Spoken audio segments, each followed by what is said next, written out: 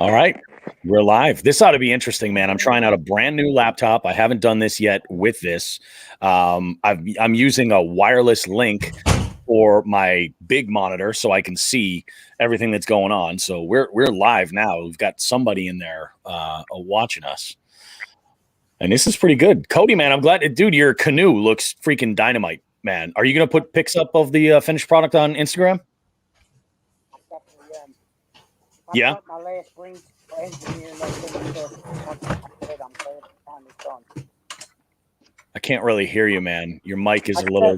I said I built my last brain cell engineering that thing in my head the past 2 months. And I'm glad it's finally. I hear you, man. Wait till morning. You know, it's not a bad idea.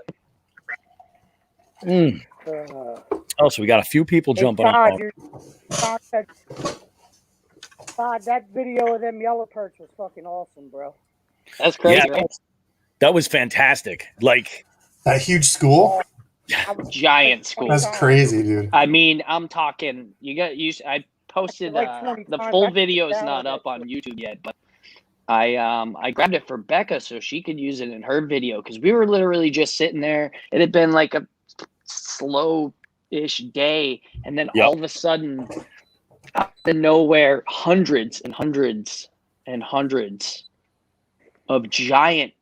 They weren't little. They were massive. Yeah, those were good-sized perch. We caught 4 of them in a row, like bam, bam, bam, and then they just swam off, and we were like, "Holy shit!"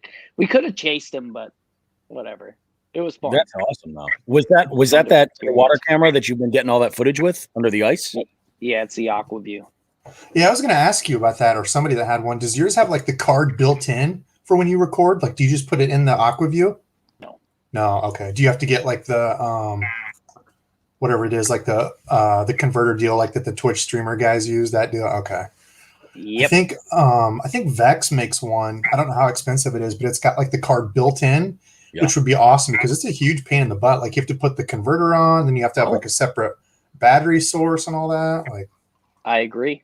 It is a huge pain in the butt, which is why I think a lot of people don't do it. Like it's tough. Yeah. But like, man, if you sometimes it pays off. I mean, I just got the thing, so you know, I'm learning, but holy crap, dude! Have you been surprised by the amount of bites that you would normally miss? Like that you literally can't feel, and then it's crazy, isn't it? It's unbelievable. I know. It makes me sad for like actually bass fishing because I'm like, how many times have I been dragging a big worm or something and a 10-pounder had it and then just they just go like, you can feel nothing. It's immediate. It's like it's like they take it in just as fast as they spit it out. It's like that's insane. Could be infuriating, I would think, to see that footage. You know.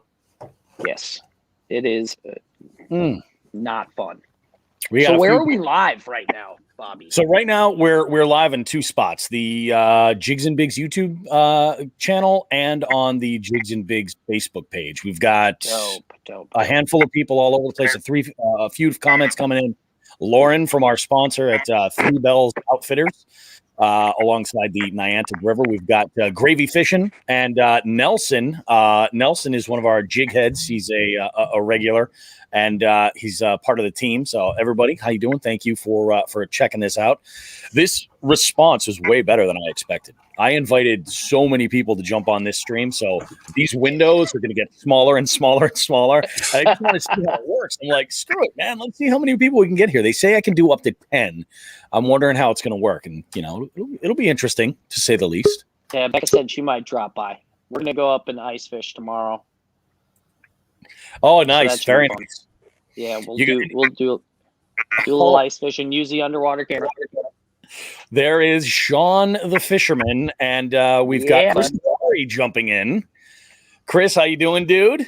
Good. How you doing, boys? Doing all right. It's starting to fill up in here. We got Rodney from R&R Outdoors.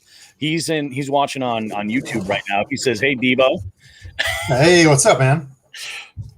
We got Cody jumping back in here. I got another one here, Cody, from you. Let's see how this works. This ought to be interesting.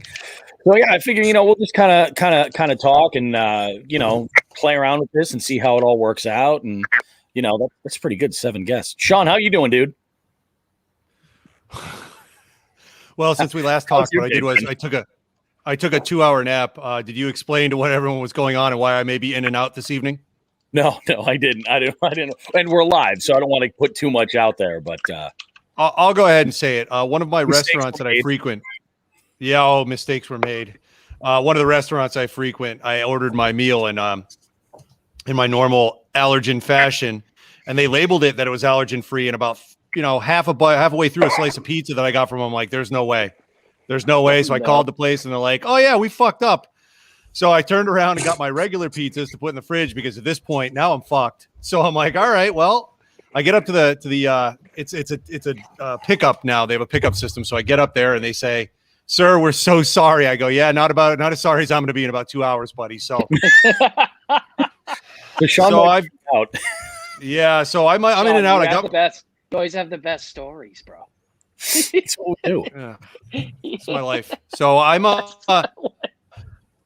sucking down gallons of bone broth right now because that's the only thing I found that can help me out, and drinking water. So I'm going to be dead for the next 2 days. Thanks. It's there you go.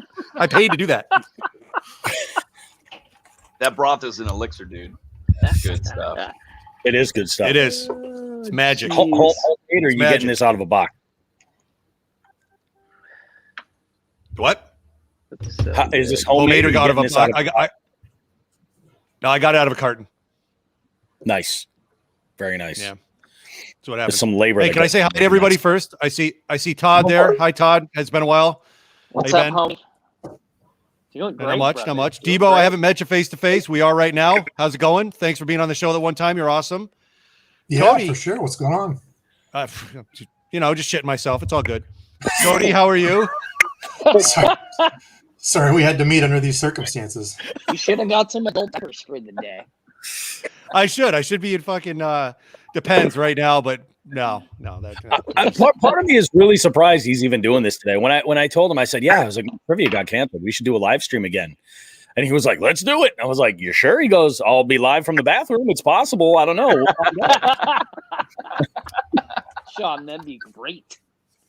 Oh no. Well, I mean, it would be all right. You guys wouldn't be able to smell anything. You get a nice tour of my house as I'm running, going. Thank God. All right, so here I am running to the back. It's too late. All right, I'm gonna go sit back down now. Right, Chris. Yeah. All right. So, Chris, nice to finally meet you. I dressed up for you today, buddy. Yeah, right on, dude. He froze. Oh, there he is. He's nodding. All right, there we go. Good. All right. Nice. Yep. And actually, I have some fun stuff to run by Chris later tonight, fishing related, Bobby. Oh yeah. Oh, do tell. Right. Well, maybe don't tell. Yeah. Hey, that just so you know, we're live again. I know, Bobby, but I got that echo thing going on and that delay where I'm talking and it's like 3 seconds for it to hit everybody. Yeah. You got the sound effect thing on again? Nope. Oh. Yeah. All right. Here, actually, let me try and see if that'll fix it. Got the bleeps, the sweeps, and the creeps. Oh, he's got the bleeps, all right. All bloops. 3 at once. All right, that should be better. Yes, it is. Thank you. What did you do? So we know that for future reference. It's just a mix minus. I mean, for this, it doesn't matter, but you're the only person that ever seems to hear it, though. That's weird. Well, I could see that I'm talking and I'm either talking over someone or I wait and then I can hear it echo and catch everybody else like 2 to 3 seconds later. And then, you know what I mean? It's literally like calling home from overseas, Weird. All right. So who is about done with winter? Me. Yeah. I'll freaking just about love winter. I know you do, Todd. You're the odd man out. I know Debo had a rough one on the ice the other day. Oh no. Some casualties were there. You want to share your tale of woe? Well, I don't remember the order, but I broke one of my ice rods. I've got a flip up hut deal. Yep. So I flipped the hut down or back, to move it. Yep. And one of my rods was in there, so that got smoked. Yep. And then finally got on a spot, caught a couple keepers. So I have like a live well ice well. Yep. If you don't have one, dude, they're so nice because you don't have to throw your fish out and get frozen, and then you try to thaw them out at home and they're all slimy. So like it's literally this thing you just stick in the ice, and like it's got slits in it, so it lets all the water in. So you just throw your keepers in there. They swim around until you're ready. Yeah, put them out in the bucket. Well, there was like a big patch of ice on it, so it was probably only like, I don't know, halfway down, and the fish kept, flopping up. So I bent down and was trying to get that situated and pushed down, and I'm like, what the hell is it? Does it smell like plastic? And I look back, I'm like, oh my gosh, hit my pants. I was leaning up against my heater and I didn't even notice it. So I caught my ice fishing bibs on fire. They had a big, huge melted hole in them. And that sucks. Luckily my old lady is a pretty good seamstress, so she got some like neoprene stuff at the Hobby Lobby place. Patched it up, so we're good to go. Yeah, that's awesome, man. Yeah, don't call it a comeback. Damn, that's huge.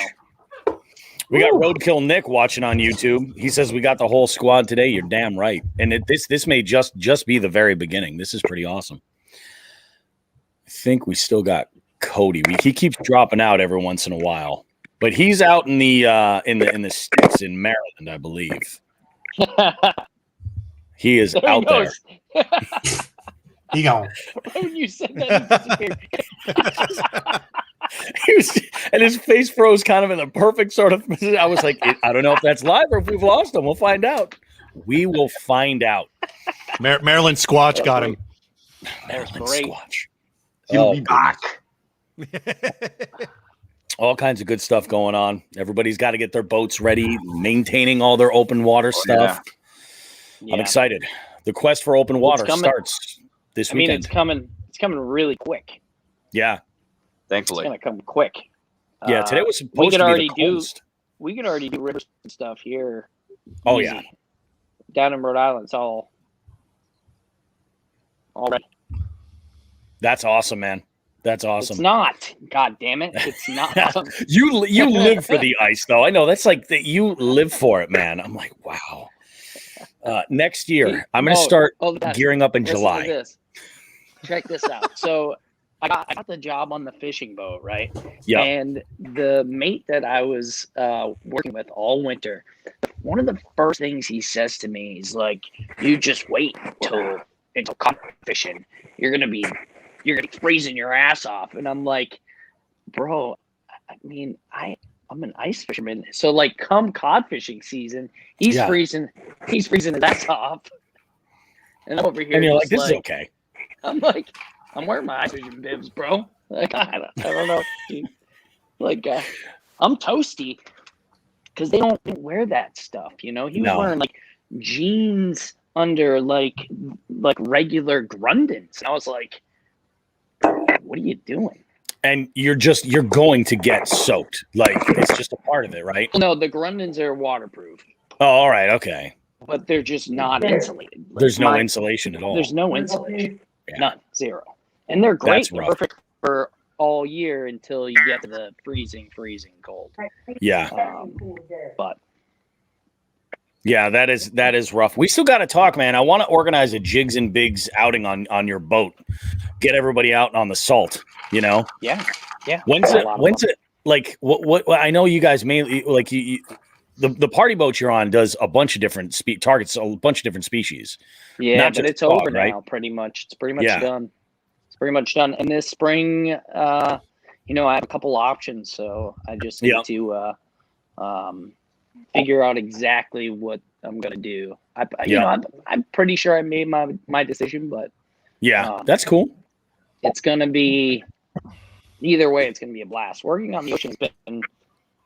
I mean, it's a total change in life for me. Going from bartending to being a mate is wrangling monkfish that look like something out of the 7th level of hell. Dude, they're freaking crazy. Everybody was like, "Watch your fingers! Watch your fingers! Watch out! It's got 7 mouths." I've never even. It's one of those Connecticut Hulus. I'd never even seen one before. That's poor Nelson. I was telling my wife, I was like, "That's gonna be my new nickname." What? She's like, "What?" I was like, "Connecticut Hulu." I'm from Connecticut. That's perfect. It's perfect. Speaking of Nelson, that's hilarious. Blackfish trip in the fall. I could get behind that. That's perfect because then we have time to plan it, time to book it. Like, it'll work out nice. We should do a Blackfish trip in the fall. Would be great. I think that's awesome. Look at this. Fan-freaking-tastic. We got Rodney in the house. How you doing, bud? I don't know if he can. I don't think he heard you. How you doing, Rod? What's up? Hey, what's up, guys? What's happening? Nice. This is pretty good. We're not doing too bad, man. We got 7 people, 7 guests. That is crazy. Load it up. The dream team is assembled right here. I love We're doing great. I love Just it. got the little nook. Can you hear me? Oh yeah, we can hear you. No problem. All right. Yep. Just got my knucklehead fed, so thought I'd jump in. I got to figure out how some of these deals work. Let's do this. There we go. That makes it nice and easy. Yeah, I think that's a good idea. We're playing something like that in the fall. We're starting our first tournament, listener tournament, nationwide, multi-species.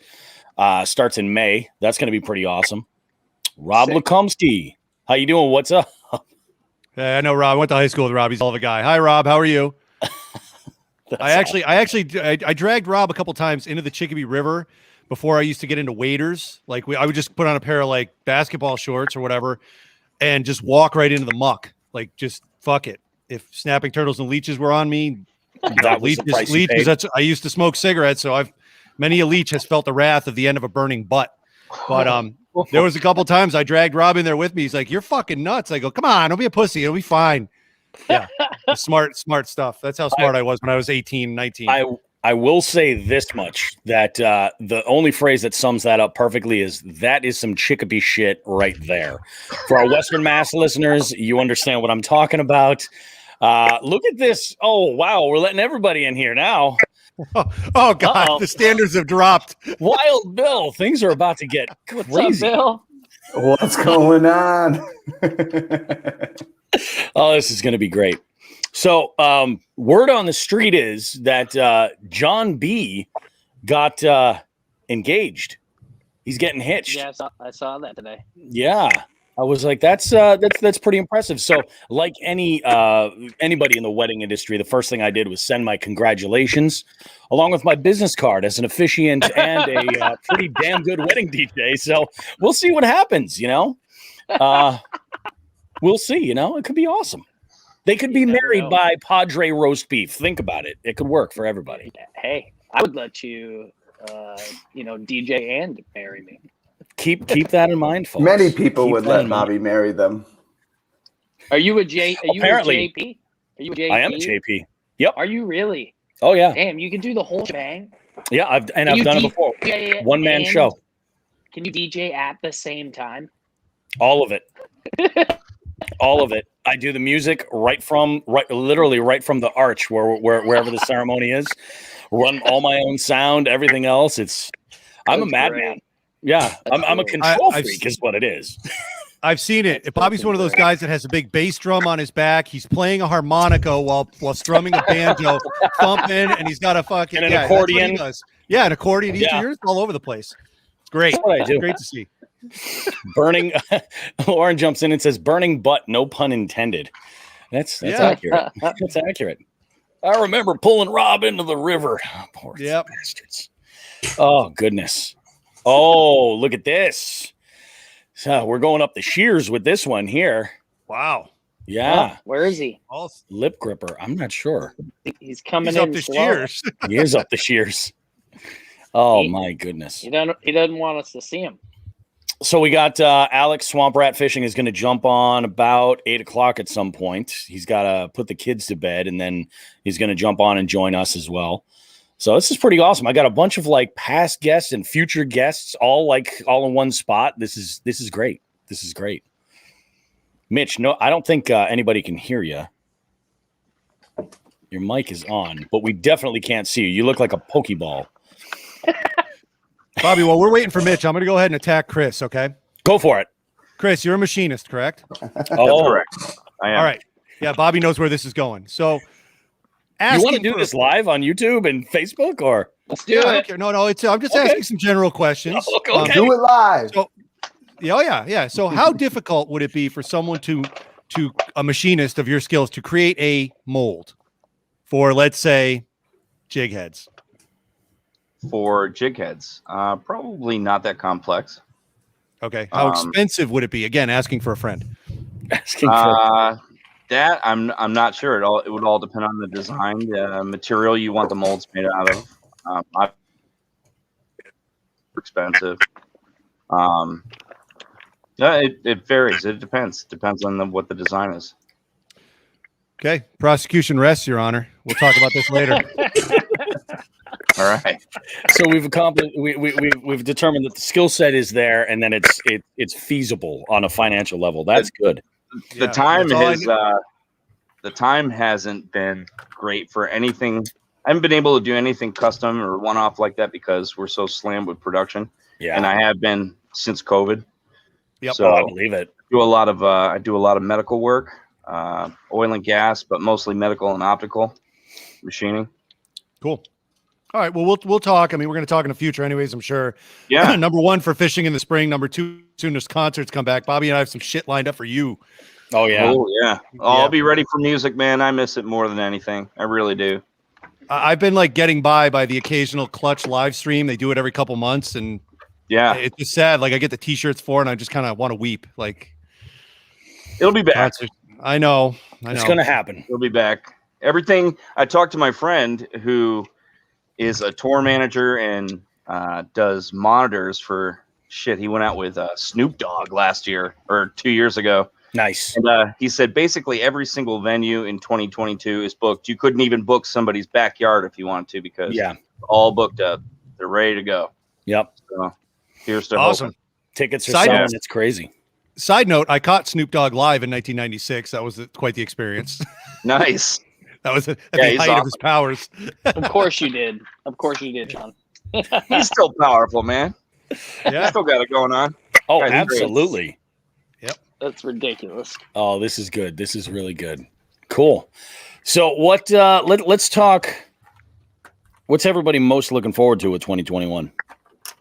Me learning how to use a bait caster. Yeah? Yeah. Well, Debo's your man for that. That's where I learned. Watched a lot of his videos. Oh, I have been. Yes, sir. Thank you, sir. Happy to help, man. Very, very, very much. No problem. Great. We can definitely work on some tutorials and get that stuff out there. First thing is to take a deep breath and just be ready. Yeah. It takes a little bit of time. Actually, you know who's got some really good videos about dealing with backlashes and all that stuff is Debo. Look on his channel. He's got some great resources. The beginner at any point with fishing, like Debo, will get you up to speed and does so in terms that anybody can understand. It's really, really great. Joe, I figured you were working, man, but I will absolutely do me a favor, man. Send me a message on Instagram and I'll send you this link so you can go ahead and get in on this. Did we just lose a sponsor? Maybe. I don't know. Did we possibly just lose one? Oh. Hey, it is 2021. I got Becca just chimed in. I sent her the link to jump in here, and she says randomly, the weather has been beautiful. Sad to see the ice go, though. I can imagine that. I can imagine, after you guys have had a really good winter, you got both Todd and Becca have killed it. So, but it started off so slow. The ice didn't come. The ice really it took a while. But then it they got it here in Rhode Island better than they've got it in years. So it's a very odd start, and now it's looking like it's gonna go. Hopefully not everywhere. Hopefully we still get a few weeks up in New Hampshire, because I think New Hampshire and Maine you'll probably be okay for a while.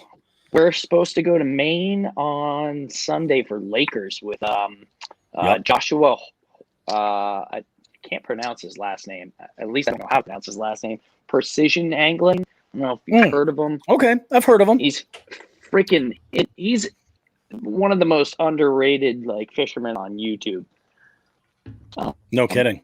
He just slays. You watch his videos. He makes all of his own rods. He makes all his own baits. He makes he does everything himself. He does all of his own spinner baits. He pours soft plastics. He does so much, and he catches so many fish. He's just not everybody's style, I think. Yeah. But when I watch his videos, it just blows my mind. The kid's unbelievable. Unbelievable. if you're making rods, that's like next level. You know, I mean, it really, like, you're taking it to the extreme right there when you're making your own. Like, oh, what's your favorite frog rod? The one I made last year. You know, it's like, yeah, dude, he does everything. Must be nice. Is he doing full construction, he's or is he beast. getting blanks and going and doing this after that? Probably I blanks and don't he's gonna look know. for that, right? I don't know. He might be getting blanks. You have to look at his channel. He does so much. I wouldn't put it past check it him. out. And don't get my question wrong. That is not a knock. Precision. Yeah, that's not a knock in any way. If you've seen some ways, like I actually had a book on it for a while, and I think I don't know if it was a library book. I got rid of it. If you guys have seen some intricate wraps you can do on line guides, it's an art to itself. Like it is. Oh yeah. There's guys who do American flags on there. It's nuts, and it's not a label. It's the way you're wrapping the thread. So yeah, if you're doing that, yeah, it's awesome. The stuff that I saw during tog season on the party boat, was mind blowing, because these guys are fanatical fishermen. Everybody that came on that boat, like we did 50/50s. 50/50s meant that you paid for the boat fee, and then you paid the exact same amount to get in the pool. So it was $110 per person to get in. We had one day where there was 40-something people on the boat. Then they did 2 side pools. The final pool was like $6,000, and one guy That's won. crazy. It was unreal. And so like these guys had like every rod was just like, if you watch some of those videos, like I would just like kind of sweep by with the camera and just like look at everybody's stuff, and I'd go back and look at it and just be like, Jesus. And I got to meet like the guys that built these rods, came on the boat all the time. That's so cool. They'd be like, oh, this is so and so, and I'd be like, dude, your rods are unbelievable. Like they're just beautiful, but they're hundreds and hundreds of dollars. $600, $700. Wow. Very, very, very. Like that's the kind of thing where, like, if you break that rod, I'm on the phone with my therapist. You know, I'm making an appointment, re-upping grandpa's medication, whatever it might be. Yep. Not in my wheel. Dude, I sold my car, but I'm going fishing again, man. Yeah. Dude, it's great. It's crazy. I didn't even I guess I saw it in like this big swim baiting world when it comes to like bass. Like, then getting into the salt and you see these people, like, it's such a different game out there. And I've like just scratched the surface at this point. Oh yeah. This year I plan on getting much more into multi-species fishing in a major way. Yeah, in a major way. It's a big leap that I made this year. Big leap. Yep. Yeah, like, I mean, don't get me wrong. I love smallmouth and I love largemouth, but yeah, I think getting out there and doing some, especially for this tournament in May, I think. Is it going to be the same style you guys have been doing? So what it's going to be is it's actually going to sort of mirror the point system that we've been using with chronic trips, so that if you're down south and you have a different species, you know, it can, if nothing else, even if it's not in the lineup, it can count for the NE5. We're going to limit it only to freshwater, because that's what the poll had suggested, was freshwater only. But, you know, it'll be multi-species. It's going to be pretty wide in there. And if you put any species in that category, the minimum you'll get is at least a point. So, you know, diversifying what you're catching, even if it's a bycatch, entering in all those catches is definitely going to pay off. Yep. I've noticed over the chronic trips ones, there's been a direct correlation to how many species people catch and how well they finish. It's straight up. It's direct. Somebody only catches a couple of fish, even if they're big and win the category, it doesn't stand up to catch to the numbers that people put up with a number of mid-size or small fish. Yeah. So if I catch like a golden shiner with a piece of prime rib fat, that'll count. Yeah. If we don't have a golden shiner category, you can put it in your NE5. So yes, it's true. But can you use a fish trap, or does it have to be on a hook? I think it would have to be on a hook. Yeah. Angling, right? Yep. Yeah. Okay. Yeah. Plus, I think we haven't talked about minimums. There's an 8-inch minimum for the Chronic Trips tournament. That gets a little tricky with some species, because when you're talking about, you know, bluegill, an 8-inch bluegill isn't necessarily easy to come by. You know, there's some real challenge there, as we learned, Sean. Yeah. You know, I actually think I'm going to drop the the chronic trips 1 to 6 inches for bluegills only, because that seems to be the only category where, I mean, really, the minute it starts getting cold, I mean, pulling them off beds, that's easy because you can see a big one and just go get it. Drop a small plastic or a piece of corn on a hook. That's nothing. They'll get it. But dude, we got rod and re-rod in here. Holy crap! 6 inches is well above average, Sean. Well, Aw.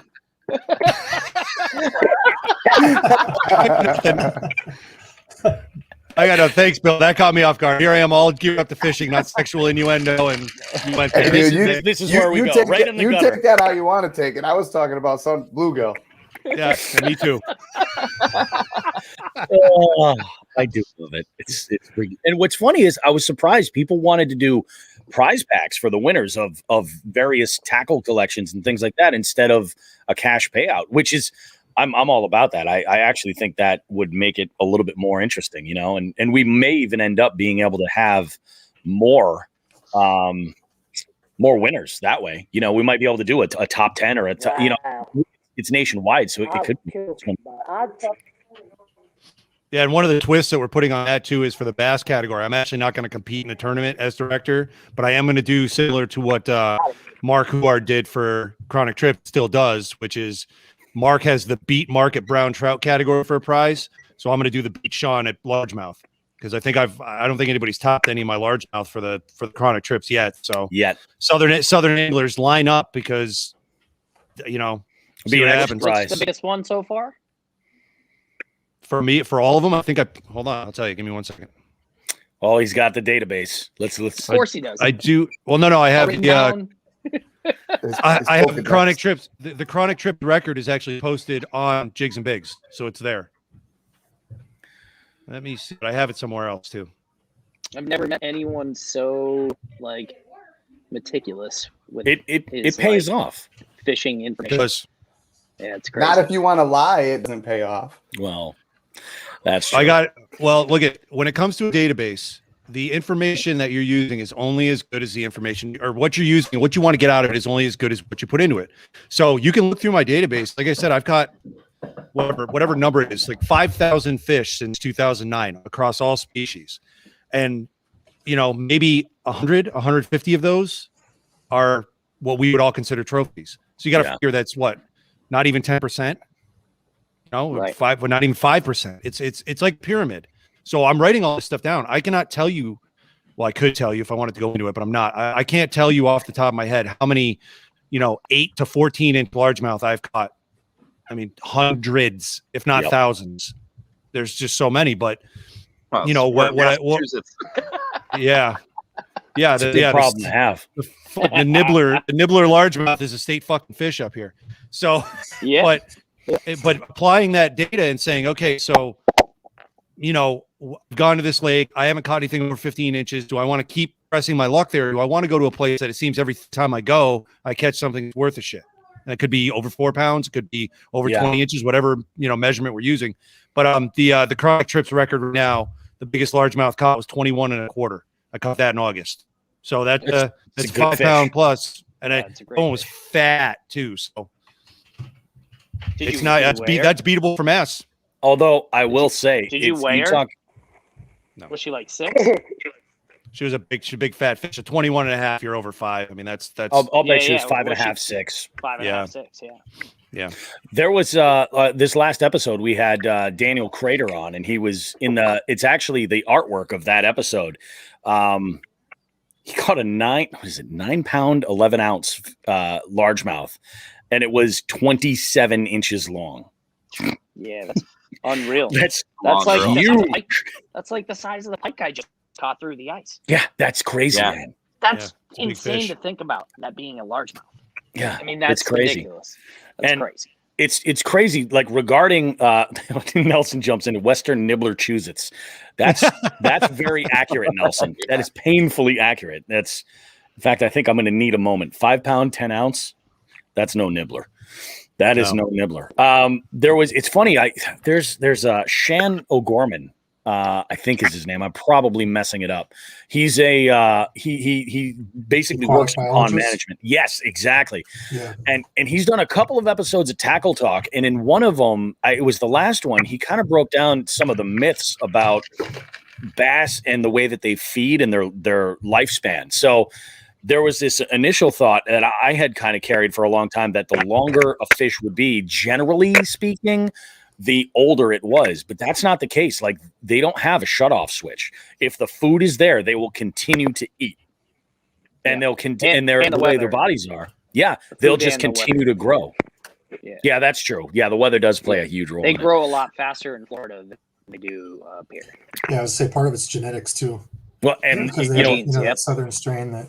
It's funny too, because you say in Florida, but they spawn twice a year in Florida as well. Yeah, that's and crazy. In Oklahoma too. It's the south. They don't slow twice. down. They don't slow down. Their metabolisms don't slow down like they do up here.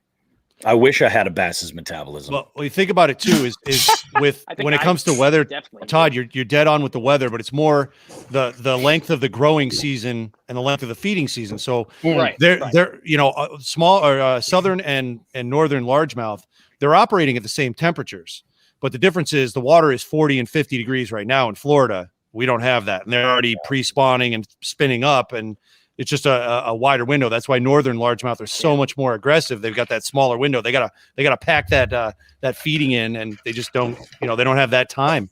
But it's good stuff. So another thing with that. What's crazy? I had the underwater camera down during that perch video, and it says the temperature up on the screen.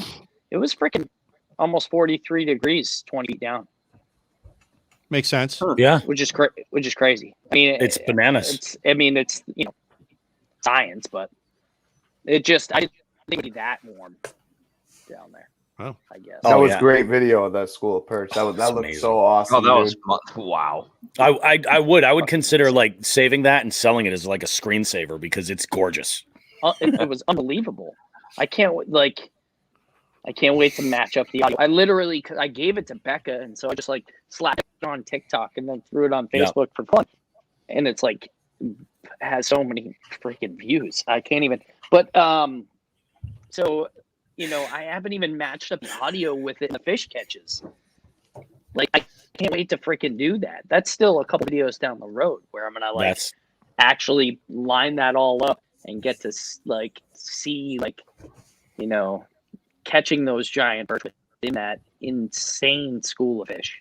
See, I think that's what you, Todd, and Debo, like when you guys do your videos, that's the thing that I think is so crazy is you've got this amazing catalog of just not only like shit that happens while you're out there on the water, but you also maintain like amazing catches and things like that. Like I hear horror stories about YouTubers that are like, oh, this happened and the camera wasn't rolling, my GoPro died and my battery, whatever. But those opportunities where amazing shit happens and the camera is rolling, it's like I have to think that those outweigh the times that like there was a snafu, And I've had the opposite happen, definitely. Like when I fell through the ice, I was wearing my camera and it got literally ripped off of me. And then I have people, even though the ambulance is there and everything, they're going out to get my stuff. I have footage of them going out to the ice to get my stuff. I can't believe they even did that. That's crazy. Talking shit on the video, and I was like, "Are you fucking?" I didn't. Like, it's to the bottom of the fucking pond. I'll tell you, I never knew there were so many fishermen that did not ice fish until I started this podcast. I had no idea. Yeah, a lot of people. A lot of people talk shit too. There was this one guy that I used to be friends with that used to talk so much shit on ice fishing, and he noticed that like it worked out, so then he started doing it as well. But he used to talk a lot of shit, and like just because he didn't do it, you know what I mean? It's like, why talk shit on something you don't do just because you don't do it and don't like? Like, who cares? Like, that's how I mean, if I don't like it, I'm just gonna fucking keep my mouth shut. Yeah, that's the best way to do it. Especially like, if I never tried it. You never know, like you don't do it. You never even really put time into it. So how do you know you don't like it? So there's a high percentage of anglers they'll start. They think the season starts when it's warm enough for them to fish, and then it ends when it's cold enough or too cold for them. So you see the fair weather fishermen, you know. Exactly. Yep. And then then they go into a tournament or something, or they start doing something professionally, and they wonder why they get they don't have that level of experience. Well, there's other people out there fishing from ice out to ice up, and you see all this variety of conditions and weather, and it builds your experience. And if you're writing it down, you can really take advantage of it. I see what you did there. I definitely see what you did there. Oh no, notes are good, man. Yeah, you're crazy. It's super cool. And like, but doing YouTube, I mean, almost every fish I've ever caught in my life is on. You have a record of. Yeah. Almost. I mean, there's like days I don't fucking make videos sometimes and whatever, but like back in the day when I first started, like I documented every fish with my silly little GoPro, and I made silly little videos and like posted them to Facebook. And then when I started my channel, I put all those videos at the very beginning of my YouTube. So they're all there too. Like literally almost every fish I've caught is up there. What's crazy, because like, when I first started it, one of the reasons why I wanted to start a YouTube channel is I just started fishing. 6 months prior, and I wanted to like literally show the progression that somebody can make if they really, dive into the sport. And it's just, I mean, looking back, it's insane. Like I really can't even believe it at this point.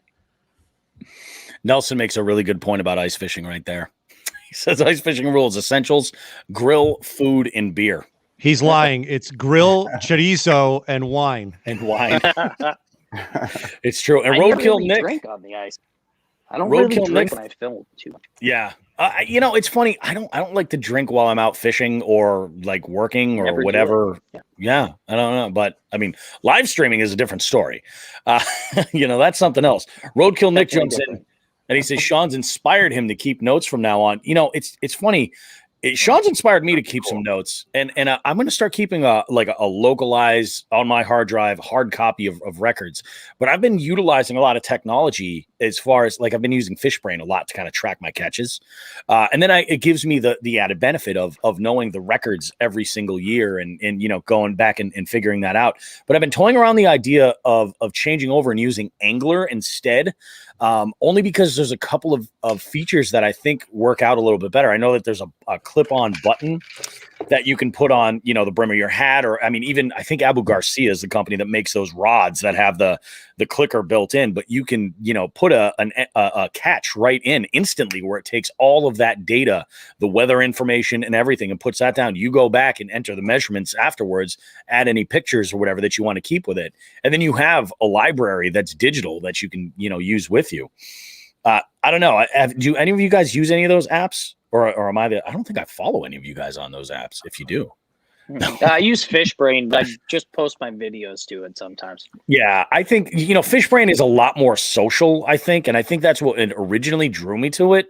I did run the premium account for a little while so that I could get the maps that were on there. You could get contour maps and things on bodies of water, which is really cool. But, since I've switched over to using Navionics, so this way I can get a look at a lake that I'm going to and get an idea of what that looks like. This is going to be my first year using any electronics at all. We'll see what happens. That's going to be a whole adventure. That's what I'm going for, man. I just have to break 19 3/4, and then I'm going to have a replica right behind me. That's the goal, It's a good goal. And then after that, I got to beat that and beat that and beat that. So it's all personal, I don't care about tournaments. That's one of the best things about fishing that a lot of people don't get. That don't really understand it is a very like you're competing against yourself. Yeah, it's personal for everybody. It's like whether you're doing it as a cathartic way to escape like the day in and day out of your job. I know that you had mentioned that in our interview that you were that you didn't really compete much because you were looking for that escape from the regular day to day. I totally get that.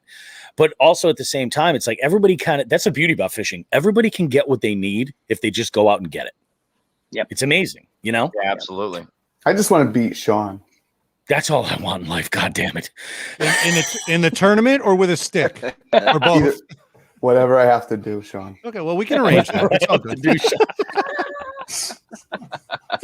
Oh, I love it. I love it. I do. I have to say, Bill, I love your enthusiasm when it comes to jumping on the water.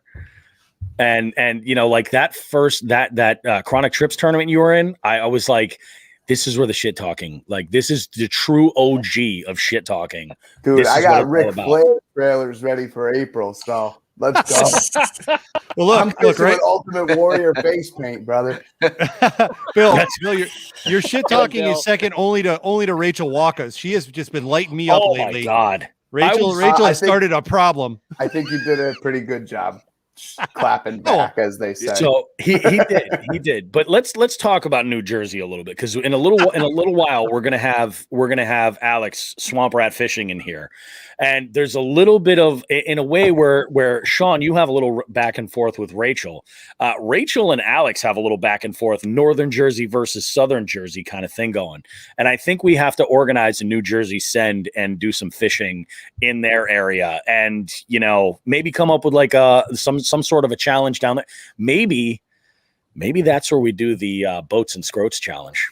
No, we're not eating any food in Jersey. We're just going to vomit because of the Dude, snow. I was going to say the same thing. I keep your hazmat stuff if we're going to Jersey. I do an annual trip to Atlantic City for a show every year. I don't think this is going to happen this year either. But I've never had an issue with Jersey, other than crossing over from New York to Jersey. It smells terrible. But tell you what. Let's save a lot of money. I'll go ahead and eat some of the allergens that get me. I'll go to my bathroom, and then we can do the boats and scroats challenge in there when I'm done. Be the same thing. Catch a snake. Snake, yeah, that's right. You guys did Jersey last summer with the snakehead. Oh, and you guys had to eat some crazy lilies, didn't you? Yeah, no, it was freaking gross. It was disgusting. Well, you were catching them on those frogs, right? Those raw frogs or whatever. Yeah, we fished with Jimmy didn't give us the fucking frogs until after the tournament.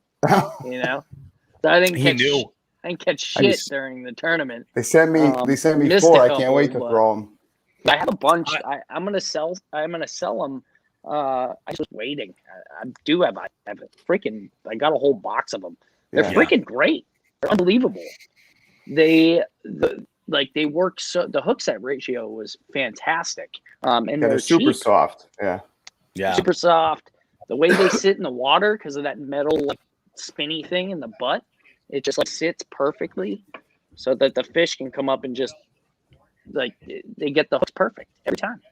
Not That's every awesome. Time, but more than a normal frog. I can't wait for frog fishing. I can't. I'm dying. Now, I'm dying when for you top did that water right now. When you did that video with One Rod and he was out there with his inflatable kayak out in that swamp, he's a beast. I was like, this is going to end so badly. He's out of control. He's out of control. When I heard he was doing that, I was like, he's out of control. He's out of control. He doesn't even post much anymore. He is my favorite. Because I want to say something about it. By far, my favorite Guggen. Yeah, he's a good dude, and he's the most northern. I mean, he's just awesome. Dude. He's awesome. Yeah. I get it. Rodney's having a show and tell. Hold on. Yeah, what do you got, Rodney? Going to display some stuff for us. Yeah, we're talking about frogs here, and we go to a tackle shop. Just, I don't know, about 20 minutes from here. And the boy loves it. They're great to him and everything. But when we go in there, I always let him decide, hey, you got to get something. Well, he's obsessed with frogs. And I'm pretty sure this is Chase Baits, I think. Makes this little guy right here. Oh, that's pretty cool. This thing is, I don't know, maybe 4 inches.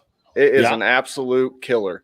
Supernatural. Yeah, it was, I think, like a $22 frog. Really?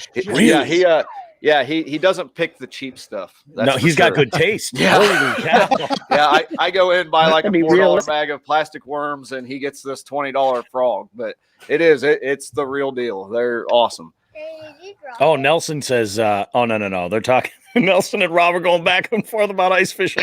Yeah, we're having a little Chicopee High School class of '95 reunion here going on. So, I mean, we missed our year about the frog too, and then I looked at what we missed our reunion this past fall because of the coronavirus. But I just want to chip in two things. A story about Rob, who's talking with Nelson right now. So, Rob, number one, if your kid ice skates, and I'll message you offline. We'll see about getting you over to my house because one of my neighbors took a snowblower out on what's left of the ice the other day and made a rink, so we can do something.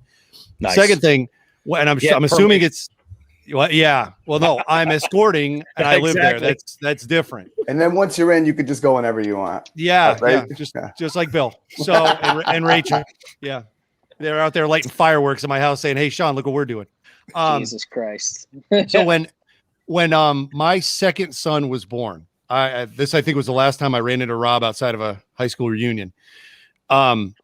This is a horrific Sean the Fisherman story, but everyone can definitely gather something out of this. It was I think it was the weekend of Thanksgiving.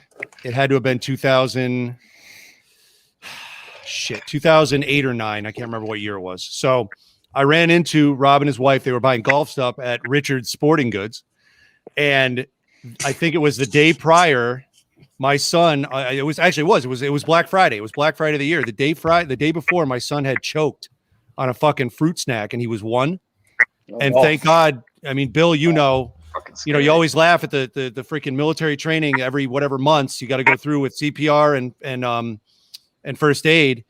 But he started choking. He started turning blue. I had him out of his seat over my knee, and I fucking beat the shit out of his back until he started crying. No, dude, that's no joke. That's what you got to do. Yeah. And he started crying, so I'm like, okay, good, he got it out. We never found the fruit snack. It's probably still in his lungs to this day. But the next day, unfortunately, I was still. You can imagine how rough that was. I mean, I'm not a first responder, so I was pretty mentally jacked up for about 2 days that happened. And I saw Rob and his wife, and she was pregnant. And I immediately said, "Hey, how you doing? Everything good? Oh my God, get CPR and first aid class is the first thing you do. Jesus Christ!" And then I walked out. So sorry if I caused PTSD with Rob and his wife, but I think they got the message, and hopefully nothing like that ever happened. But yeah, Good that was. Lord. Yeah, well, dude, I mean, something like that happens. You don't see that every day. Yeah, it really stuck with me, and seeing that they were expecting their first, I flipped my shit or for second child. That was nuts. Yeah, but Rob will get out with your own kid, of course. Anyway. Yeah, and actually, the first responder. Yeah, see, I don't know if you remembers that or not, but the first responders that got there were actually guardsmen over at I think they were at a local guard base, and we talked a little bit, and they're like, "Wow," I said, "Dude, I'm lucky I had those classes with the kids," and it's always like we sometimes go through the motions with that stuff in the military, but I mean, it saved my youngest son's life. I have no doubt. So. No, that's good. Yeah, Rob's chiming in now. Actually watch videos on child CPR. Child CPR is crazy. It's a whole other ball game. Yeah. Because you can pick them up and move them all over the place. It's crazy. Yeah. Oh, goodness. That took a turn. Yeah. All right, so now let's get a little lighter here.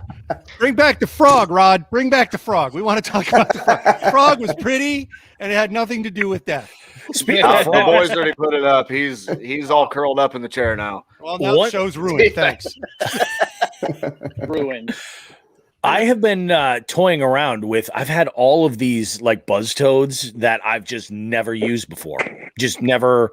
I didn't have the right reel for them. Like I never utilized them, and I think this year I'm really looking forward to throwing some of those around.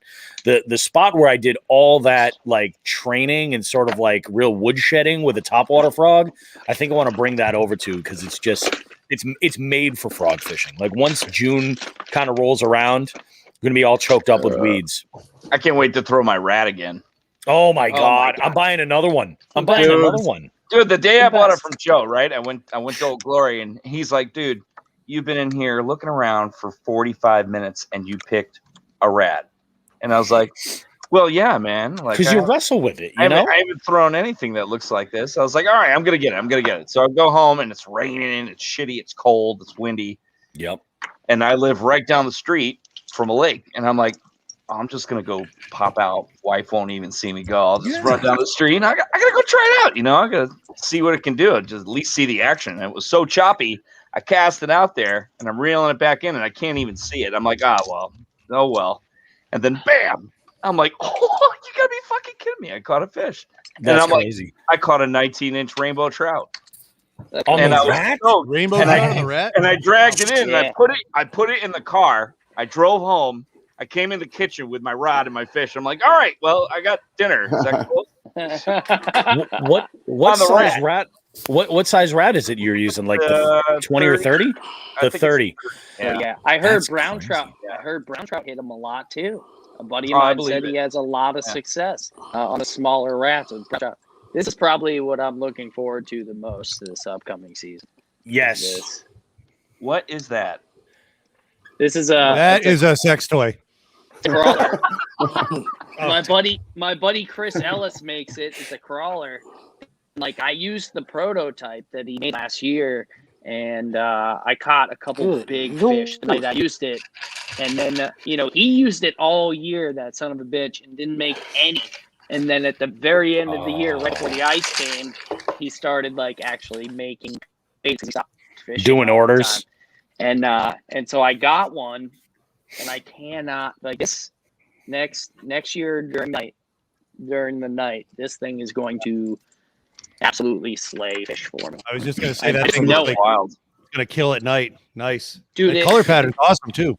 Yeah. The noise it makes in the water is unbelievable. The action's unbelievable. He went down to Gunnersville for the KBF tournament, and after he got knocked out of the tournament, which he actually a really good last day. He was close to staying in, but when he got knocked out, he went back the day he was not fishing and caught one on the crawler in Gunnersville and everything. He slayed fish with this thing last year. It was insane to watch. Insane. That's one thing. Now that I'm starting to get a little more confidence with different topwater baits, I think that what I'll probably see happening over the summer is I might go out and fish after I do a game of trivia. So I might start at 10:30, 11 o'clock at night somewhere and fish late. Yep. Yeah, I do. I think that's going to be. I'd be like, fuck, I'm awake. You're a friggin' awake. You know what I mean? After getting out of work, an hour, you're awake. Like that's, I mean, So definitely, that's a great idea. With those rats, Todd, after you did Jigs and Bigs, Joe and Old Glory, and probably everyone around here, nobody had those rats for like a month and a half. I had like 20 people on fish with everyone's throwing the rat because of you. You sold. Yep. I think Joe owes you a check. I'm just saying. Them. I'm like, you guys owe a ton of money. There are two available at Clem's all the Spro BBZ that look like RoboCop. They're chrome. They're all chrome. I saw them.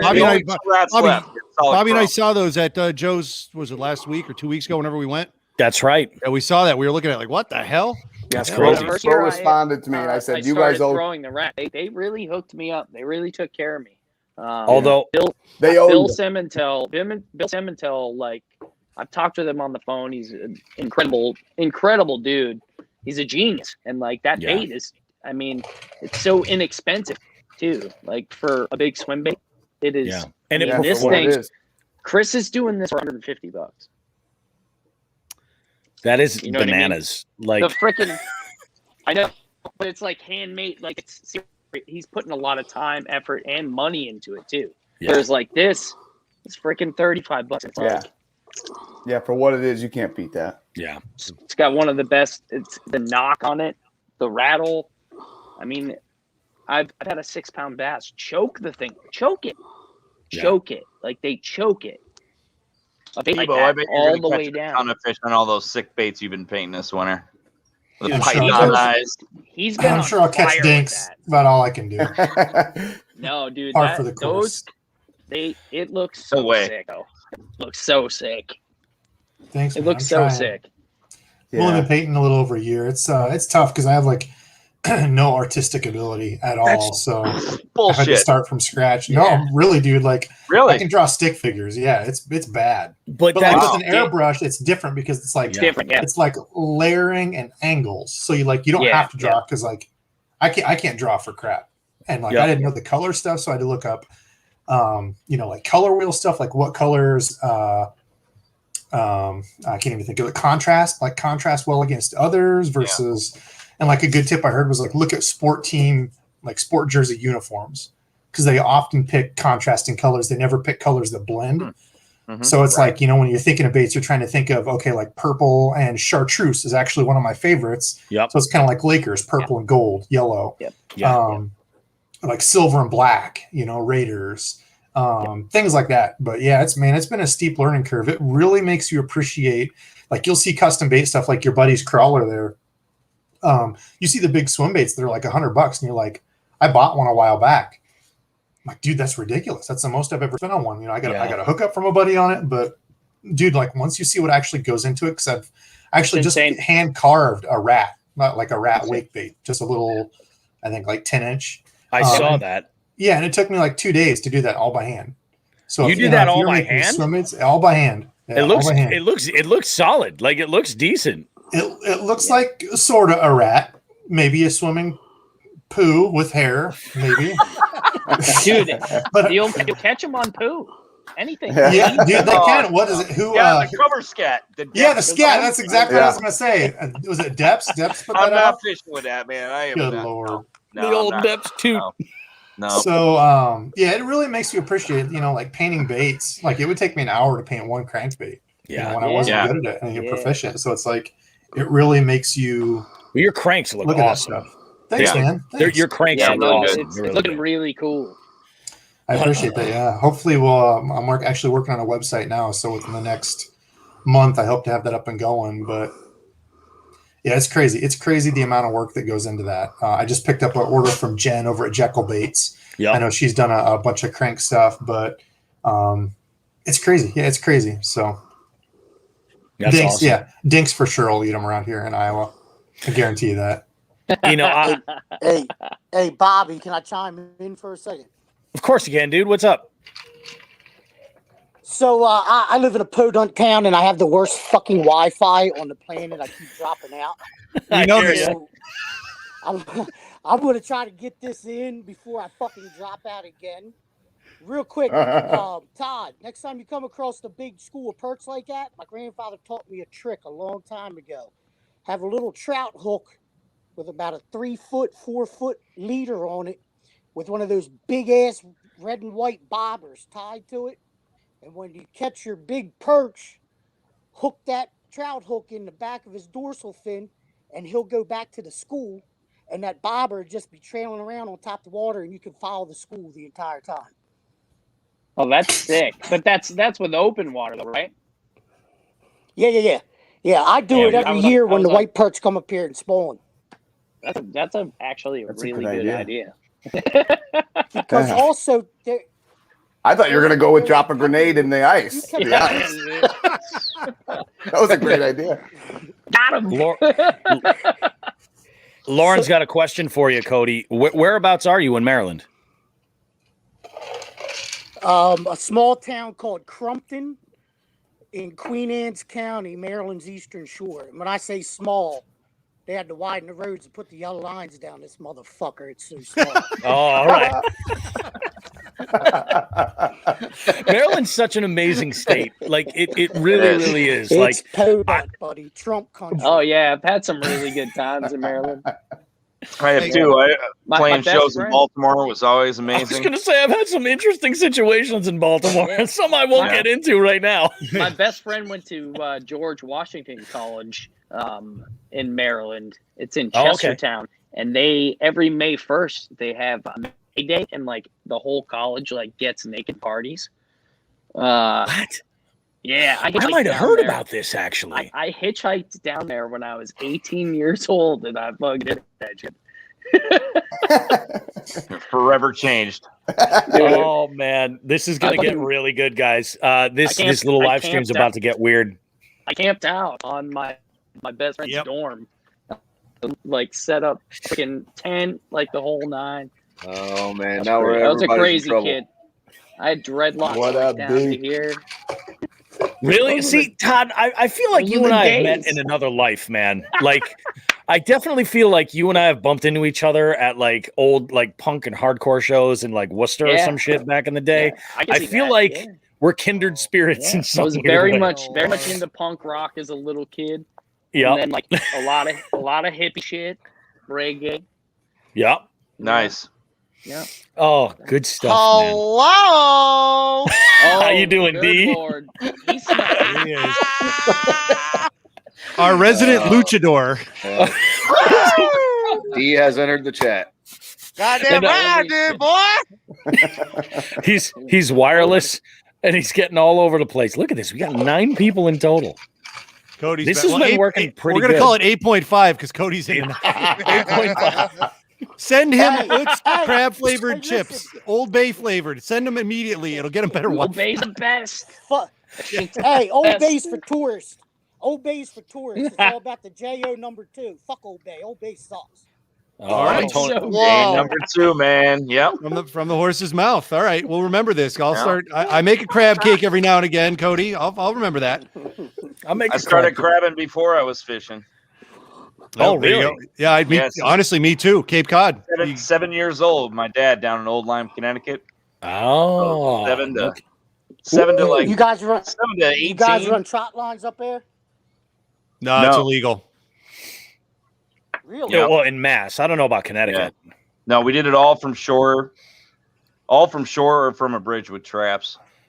Jerky pot. Little ones. The hand line was my favorite, man. The hand line's awesome. I caught them all by hand when I was a little kid. Yeah, all the little green rock crabs. Yeah, Plenty of blue crabs too. So much. There you go. Well, now, have you ever fished with a snare? With a snare? No. Yeah, I put a snare on my surf casting rod. I read about these guys out in San Francisco who do it for Dungeness crab. So this guy invented this little bait trap with 6 snares on it. And you just cast it out and you let it sit for like 15 minutes. And you don't even set the hook. You just kind of like lift up and you can feel them on there. And you just reel them in. And the snare, as soon as the points, whatever, and brings them in. And it was great. And I caught 1 blue crab this summer with it. It was amazing. There's a couple of rivers on Cape Cod that obviously are, they'll I think they're on the south. Yeah, they're both on the south shore. So Bass River and Swan River. For anybody who's been to Cape Cod, the Swan River Bridge is small. It's maybe 30 feet above the water, if that. Yep. Bass River in the middle, I think it's like a couple 100 feet or 100 feet, right? Yeah. So when we were growing up, we'd go to Cape Cod once a year for vacation. My dad and the family we went with, his buddy, they weren't fishermen. We'd have fishing rods, but what we do is we'd get sand eels, right? And get like 1 ounce weights. And if anybody's ever seen, Chris, you probably know this because you're nodding already. You ever seen a bridge fisher? You know what I'm talking about? It's just that all means it is. Something different in Holyoke, man. I know. Oh, I know. But Okay. it's a setup where it's a hand line. So you unwrap it. It's almost like 2 popsicle sticks and a couple of dowels put together. You wrap the line around and then you just drop it down. So we used to go out on these 2 bridges, once or twice on our trip. And my dad and his buddy would be drinking at 9 a.m. or whatever it was. And we would catch one of 3 things: blue crabs, sea robins, or eels. All right. Like regular oceanic Atlantic eels. Yep. And it was so funny because they weren't fishermen. So they would, if we got an eel, the thing's, 2 feet long, we'd be on Swan River Bridge with my dad and his buddy drinking 9 o'clock in the morning on a beautiful weekday at Cape Cod. And they would just be yelling black mambas. I still haven't gotten the joke on that. I think I know where it's going, but it had nothing to do with Kobe Bryant because he wasn't even born at that point in the 80s. So, yeah, that was a shit show. Jesus, good stuff, man. Yeah. Emotion. John So what's Connors going on, jumping you in. fuckers? John. Well, we're just, I got a night off. I figured we'd hang out and do a little live stream and connect with some of my favorite folks and, have a little bit of fun. So nice. I gotta hit it. I'll be right back. All righty. We got Cody jumping back in. I did send the link over to Jordan Capone representing North Carolina. So we'll see if Jordan jumps in. Jordan says, "What's up, fam? Everything's good." Jordan is OG Hookset Hoodlums Pro staff. Yeah, Jordan's a good dude. He just put out a new video. He's all amped up. He's got himself some electronics on the yak. It's going to be good stuff. Good. Always good. Always good. I see freaking Grubs is in here. Yeah. Oh, yeah. Do you guys know each other? No, we're going to go fishing this year for once. Hell yeah. I got to be involved with that because that's going to be that's 2 huge personalities. One behind the other. That's going to be a whole lot of fun. It's going to be a whole lot of personalities this year. That is That's a just multifaceted. hilarious. Yeah, that's true. I do love Bill's commentary regarding Delirious, who said, first I was scared. You know, I didn't. That's true. Is that true? Did I message you? I said, please be careful with this guy. Yes, you did. And when you mentioned it in the video, I think it was in the Fishing for Answers that you did with Delirious. Yeah. I was like, I remember that conversation. Yeah. And by the way, I have to say, the Fishing for Answers show, amazing. It's fantastic. And I don't say that because so far every guest you've had on wants to marry me. Yeah. I say that. Well, they know you're a good They don't want to kill me. Yeah, I don't know where they got that idea. Big old snuggler. Bobby roast beef, the velvet teddy bear. Bill, when's the next one dropping? Thankfully, my wife doesn't care to watch anything I do, or else she would know I married you over her. So yeah, that's smart. That's smart. Same thing. Well, then we find out Bill was actually afraid of me, so it's no, it's true. I can remember. I can remember when I first had you on the show. D. Bill sends me a message, and he was like, "If you're going fishing with him, watch out. Be careful. I'm concerned." Bobby goes, "What do you know?" I said, "Nothing. I'm just listening." yeah. That's right. But both of you survived, so yeah. And I have not been the same since. Oh, you're welcome. Oh, Jordan can't jump on right now because he's getting in a workout currently. I have no idea what you're talking about. What Jordan. kind of workout at 8 o'clock at night, Jordan? This is still year number 1 for Jordan as a married man. So that's still definitely workout. Yeah.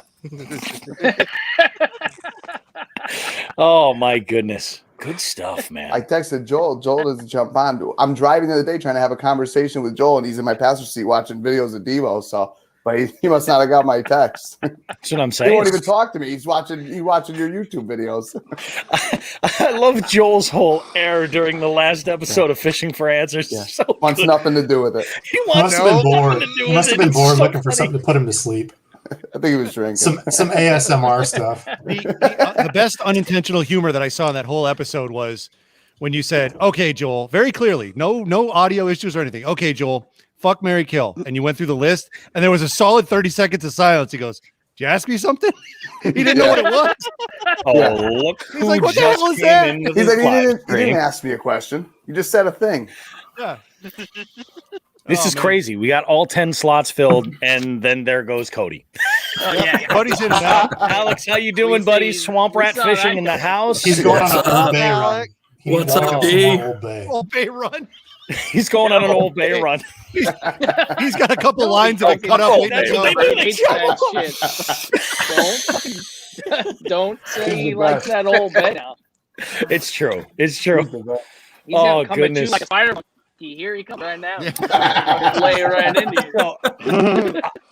I just read, put it together recently that Swamp Rat and Delirious have the exact same kayak. Yes. The Old Town Topwater. True. I The just Amarla. put that together today. So are they the exact same person? They're definitely not. Definitely not. Definitely not. They're definitely not. Alex is a lovely individual from southern New Jersey, and Delirious frightens Bill. And Yeah. you know, I love it, man. You don't know if you're going to get killed or survive at the end of the day. Although I will tell you, D, I had a great time that first day we went out fishing. Man, we had an absolute blast. Oh, we absolutely did. Yeah, it was a whole lot of fun. I will fish with Delirious any day. I look forward to fishing with Delirious any day we can. So, like, the COVID thing for you was like you didn't even have to change a fucking thing. Nope. You're just like, do this all the time. Yeah. I've been doing this since COVID became cool. So. He's been wearing masks and hating everybody. So for him staying away from everybody is perfect. It's awesome. It became better when they're like, all right, now you have to stay 6 feet apart. And I'm just like, bro, I've been doing this my whole fucking life. Yeah. I love it. I love it. And now I can go to the store wearing a mask, so it's like, hey. M&K Outdoors jumping in. Look at Swamp Rat up in there. I like, before COVID, like, why are you getting so damn close? You know? Yeah, like, back away. Standing in line and you're like, excuse me. Back up a little bit. Jesus Christ. And like now, if somebody gets close to me, I'll like fucking stare them down. Oh, Like, look at me. They're like, "What?" I'm like 6 feet.